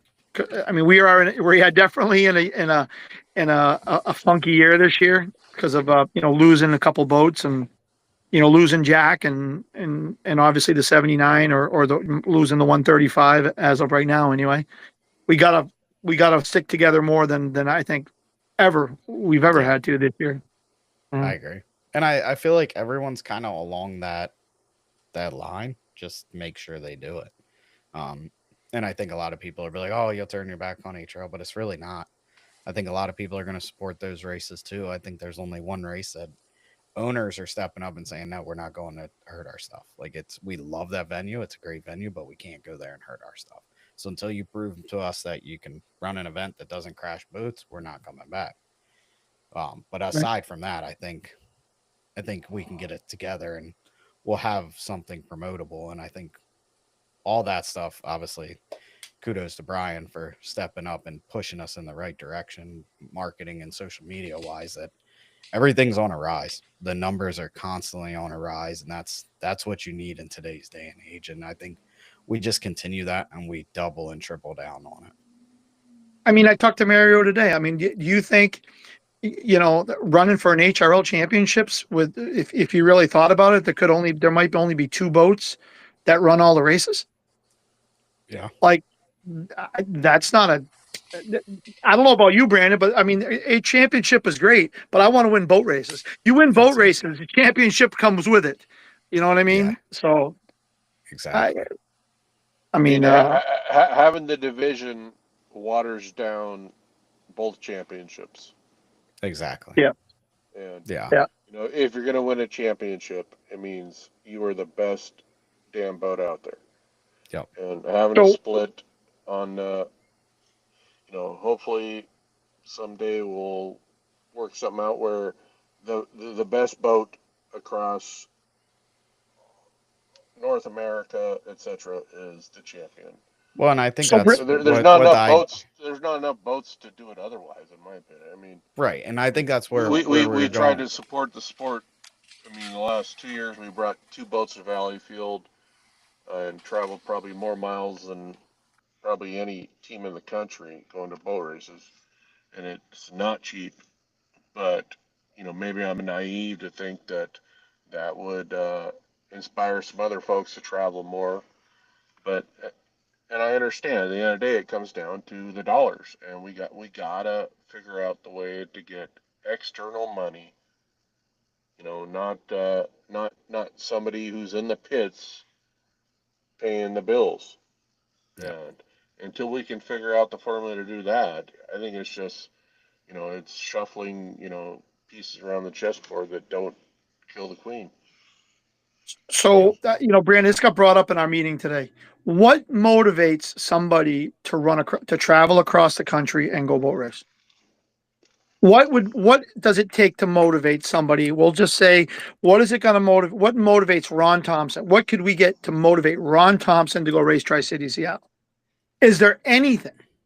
I don't know. That's the way I talk about that all the time, and I'm not really That's the $1 million question, right? In my mind, it's not points. It's the love of the sport. It's the venues.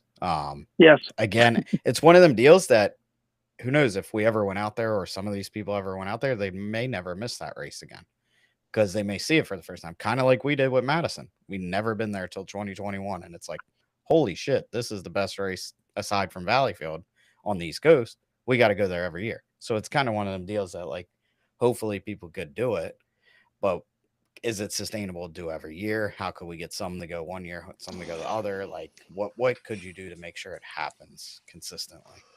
Right, and compare that with this IHRA deal where you show up and you win, you get 25 grand. Yeah. I assume if the same purse was somewhat duplicated, every boat would, be getting dusted off and travel everywhere in the country for that. And Yeah. so whatever they figured out is what we need to try and figure out. Yep. Yeah, because I mean, the IHRA drag boat is kind of like us. Like, it's not really relatable, except for drag racing. Like, it's a niche little thing. Yeah, exactly. Yep. So they found some investor to jump in there, and then he wants to try to get it going. And that's I think the biggest thing. I think if we could find an investor, it's probably a better shot than trying to find big sponsors at this stage. If someone would fall, kind of like, I mean, you guys, and then Daryl Strong's doing with H1. He's essentially an investor, but the money he's spending on H1 could probably explode GP and make GP go to the next level. So we need to find something like that that could put $1 million a year. It's just not sustainable over long term, right? Right, exactly. Right. They need to then build that platform to where the sponsors and their connections are now involved in taking it to the next level. Shit, Bobby and Kyle left, so I guess it's bedtime, huh? Yeah, we usually stay on pretty long, but this is the longest one yet. This is good. We'll have to do these debate nights more often. Obviously, people like them. I mean, we still. I'm gonna have to go back and I'm gonna have to go back and listen from the beginning because I know I missed a whole bunch of Ben. I was listening to Ben. I was in the meeting. I tried going back and forth a little bit because I respect Ben LeMay a lot. He's got a really lot of good points. He's been around a long time. We agree to disagree on a lot of things, but Kim coming to Madison last year opened up his eyes about what other race sites there are besides just Valleyfield. Right. Like he was amazed. Like he mentioned, he said there's no reason that HRL should not be there for at least like they did in Detroit with 350s and GPs. 100%. Yep. 100%. So that's it. It's all eye-opening, and hopefully things keep progressing in the right way. I think we got the positions to make everything cordial this year, make everything work for almost everybody around. And I think even though it's weird right now, we're only in October. I think everything's going to be on the up and up by the time we hit spring of next year, and we're going to have some good racing, good promotions, and things will be growing still. All right. Well, thanks for having me on. I apologize. The swearing and I ramble on sometimes, but I'm passionate about. It's time to call. That's part of Chasing Tails, and we have a warning label now. So, but yeah. All right, guys. We appreciate you coming on, and we'll see you next week. Tuesday we'll do our normal Chasing Tails episode. We got Mark Thierret coming on, so it'll be good chat. There's going to be a lot of things said on that chat that may not be PG rated because Mark's been a part of Joe Pro Racing. Him and Bobby have had some good times back in the day at 2.5 Stock. So make sure you tune in Tuesday. We'll see you next time. See ya. Bye-bye.